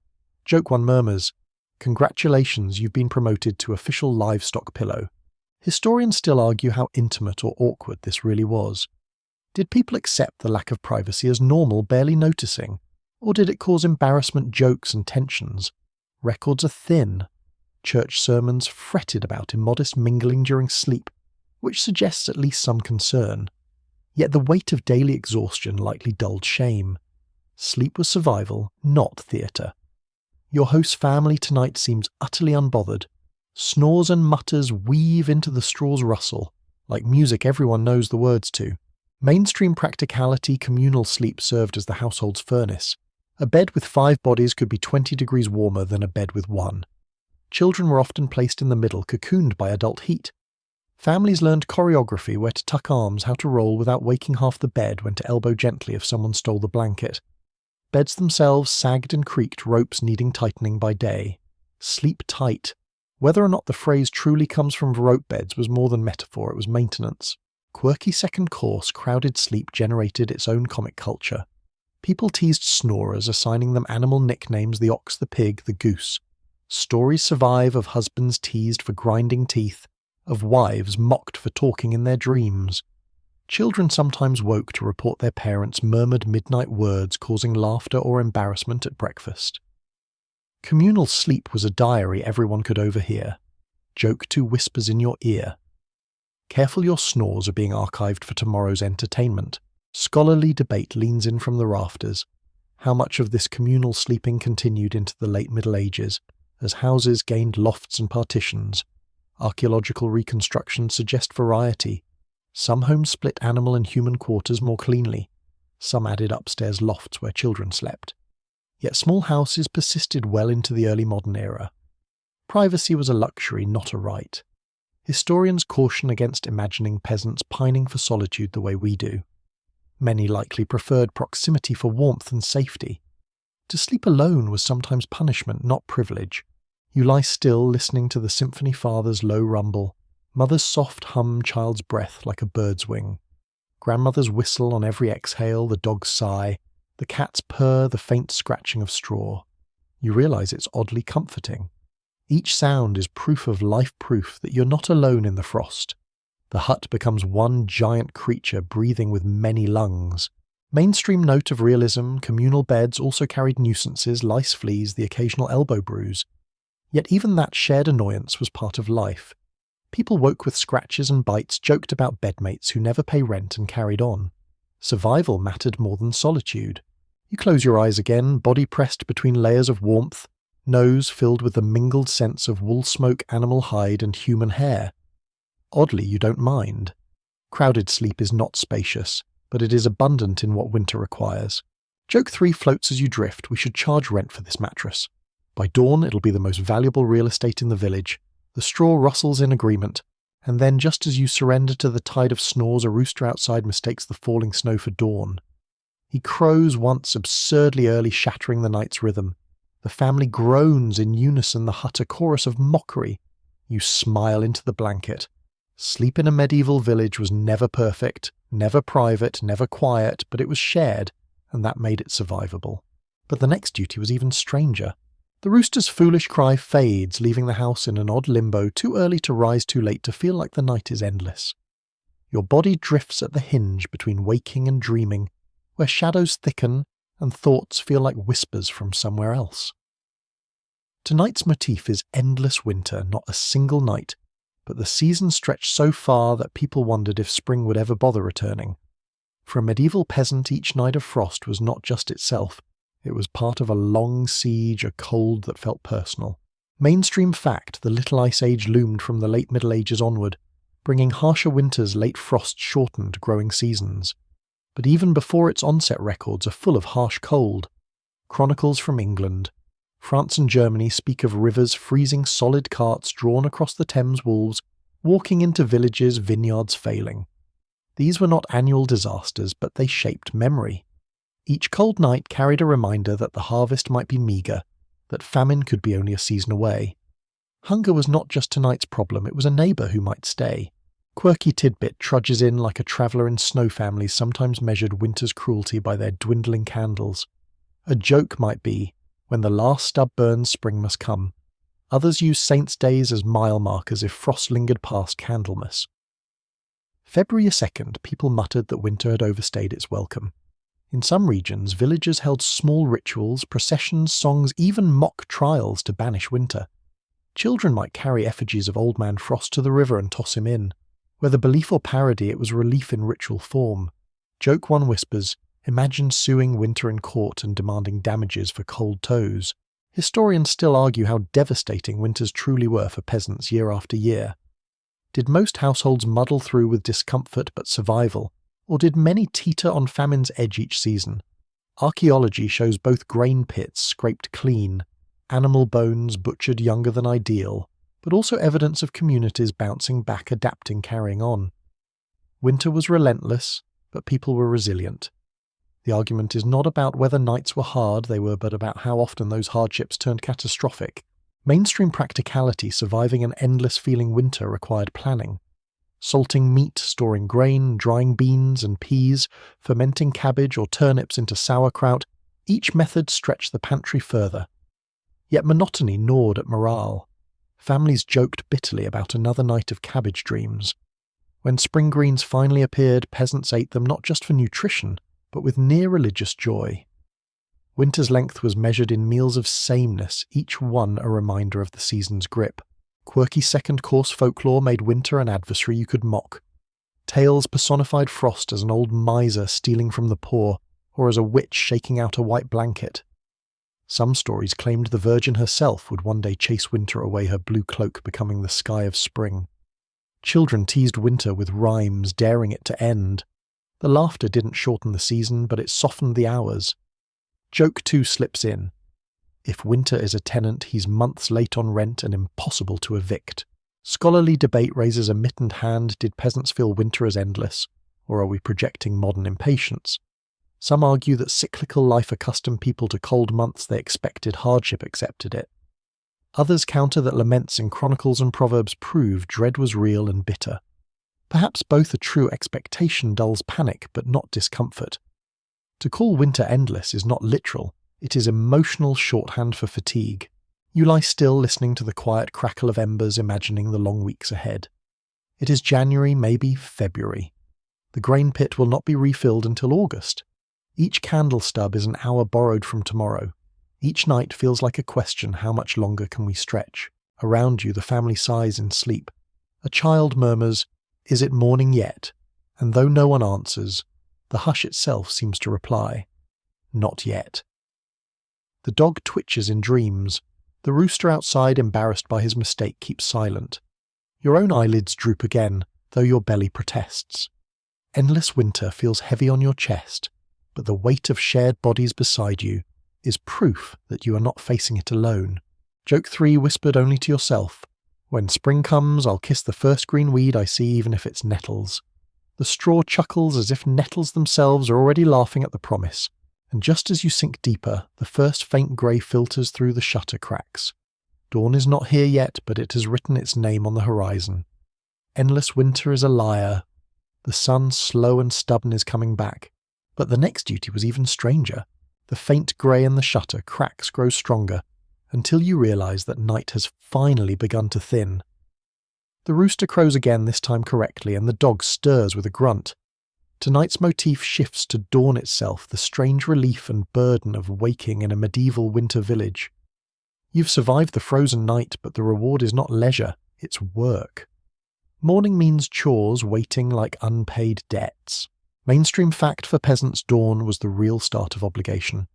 Fires had to be fully rekindled, animals tended, water hauled, sometimes breaking ice, first tools readied. In winter, daylight was short, so every hour mattered. Men might head to the fields, woods, or manorial duties, women to bread-making, spinning, or dairy work. Children fetched water, gathered fuel, or minded animals. Sleep ended when light allowed, but sometimes even earlier, at the first grey families rose to steal a march on the short day.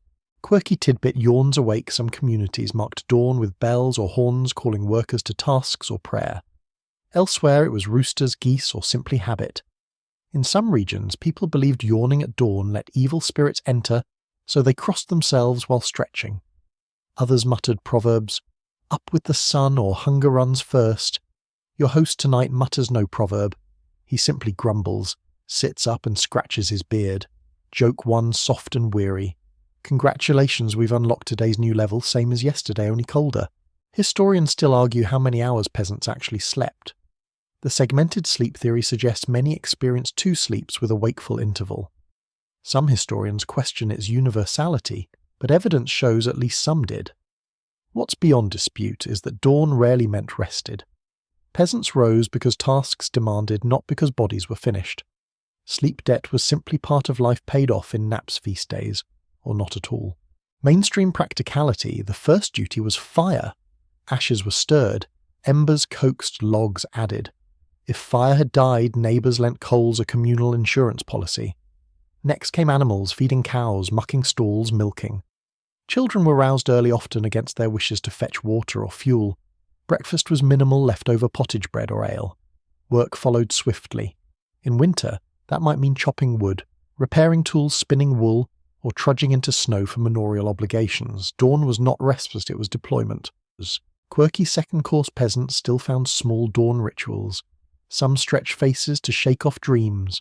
Others splashed cold water, believing it warded sickness. Some whispered morning prayers before the hearth, thanking God for survival of the night. A few laughed at dawn itself. See, the sun hasn't frozen yet. Humour turned fatigue into solidarity. Joke 2 emerges as you rub your eyes. Sunrise in winter is just the sky saying, "Fine, I'll try again." Scholarly debate how much dread versus relief did dawn inspire. Chronicles often describe it as renewal, light chasing darkness. But archaeology reminds us morning meant blistered hands, frostbite, aching backs. Relief at surviving the night mixed with resignation about the day's labours. Historians note that peasants balanced realism with resilience. Complaints flowed, but so did routines. Dawn was both gift and chore. You roll out of straw cloak pulled around shoulders, toes meeting icy floor. The dog stretches, the cat stalks to the door, the child whimpers awake. Your host pokes embers coaxing flame until it leaps, and suddenly the hut shifts. Shadows retreat, colour returns. The smell of smoke thickens, familiar and grounding. Dawn feels less like a sunrise than like a decision to get up to endure to work. Joke 3 tumbles from your lips, muffled by your hood. I survived the night, but now I have to survive the day. The family chuckles softly, they've all thought the same, and so you shoulder the cold once more. Frozen peasant nights are not heroic epics. They are cycles of straw hunger chores, laughter and survival. Each night blends into the next, each dawn into work, yet somehow across centuries families endured. They carried warmth in embers, humour in words, and stubbornness in bones. That is why you can tell this story at all. Now let the work of day fade away and sink instead into stillness. Picture the hut from above, its thatched roof dusted white, the lane quiet beneath the weight of snow smoke rising in a single slow ribbon. Inside, straw lies pressed with the shape of sleep, embers hum low, and the family's breath fills the air with a soft invisible cloud. Everything that mattered through the night, fire, food, laughter, fear, has folded into memory. What remains is calm. Your own body unwinds as if it has learned the rhythm of centuries. The ache in the straw eases into neutrality, the draught becomes only a whisper. The rooster's cry is distant now, no longer a summons but a lullaby, in reverse, coaxing you further into rest instead of labour. You're not in the past anymore, you're here safe, warm, listening, drifting. Let the sensory anchors loosen one by one. The sound of wind softens until it is only a breath. The smell of smoke fades into nothing but air. The touch of wool and straw dissolves, leaving only weightlessness. Your heartbeat slows steady like the last spark dimming under ash. Imagine the endless winter receding, each night melting into dawn, each frost turning to green until you stand in a meadow of quiet. There is no hunger here, no scratching at shutters, no need to rise for chores, only stillness wide and gentle. Breathe long, breathe slow, feel the hush deepen. Let the story slip into silence, carrying you with it.